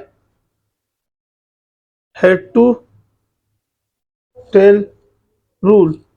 उससे क्या होगा, ए सी डिस्टेंस प्लस या इक्वल हो जाएगा, A C distance is equal to A B distance plus B C distance. So A C distance is equal to A B की value है x और ये हो जाएगा y। सो ये इसका क्या हो गया है, आंसर आ गया है। बस हमने यही फाइंड करना था ए सी की वैल्यू को। अब जो नेक्स्ट पार्ट इसका गिवन है उसमें कहा गया कि ए ओ फाइंड करें, यानी सेकंड पार्ट में ए ओ डिस्टेंस फाइंड करें। अब देखें मैं इसको कैसे फाइंड करूंगा, पहले मैं थोड़ा सा इसको ड्रा कर लूं ताकि आपको समझा सकूं। ये मैंने यहाँ पे ए ओ फाइंड करना है, यहाँ से लेकर यहाँ तक ये डिस्टेंस। अब उसके लिए मैं क्या करता हूँ, यहाँ से अगर मैं यहाँ से एक लाइन ड्रा कर दूं सी तक, तो ये बन जाएगा ए सी ओ, यानी ए ओ सी। इस तरह से ये आपके पास क्या है, ट्रायंगल दोबारा से बन रहा है। सो उस ट्रायंगल को मैं यहाँ से दोबारा से ड्रा कर देता हूँ। ये देखें, ये ए, ये सी और ये ओ हो गया, तो यानी ए सी ओ ये वैल्यू बन रही है। अब देखें यहाँ पर ये ए बी डिस्टेंस जो है वो x के इक्वल है और ये भी इसके पैरेलल है, तो ये हो गया x, ठीक हो गया। ए सी हमने फाइंड किया है x प्लस वाई, यहाँ पे x हमने ये वाला डिस्टेंस जो है वो फाइंड करना है। अब क्या होगा, A O distance plus O C distance is equal to A C solution. अब हम क्या लिख लेते हैं, ये फाइंड करते हैं, तो यहाँ पे हम लिखते हैं कि A O distance plus O C distance is equal to A C distance. अब हमने ए ओ फाइंड करा तो इसको राइट साइड पे ले जाते हैं। So A O distance is equal to, ये हो जाएगा A C distance minus O C distance. So A O distance is equal to, ये देखें x प्लस वाई, यहाँ से ए सी से अभी हमने फाइंड किया है x plus Y minus X, तो ये x और ये minus X cancel, A O is equal to Y. So ये इसका क्या हो गया है, इसका आंसर आ गया है। सो उम्मीद करता हूँ आपको ये समझ आ गया होगा। बस शेप समझ ले, अगर आपको शेप की समझ आ जाए तो बाकी तमाम क्वेश्चन जो है वो, इन उसके जितने भी पार्ट्स होते हैं वो सारे के सारे इजी होते हैं। असल चीज़ क्या है क्वेश्चन में, शेप से। अगर आपको शेप समझ आ जाए तो क्वेश्चन भी समझ आ जाएगा।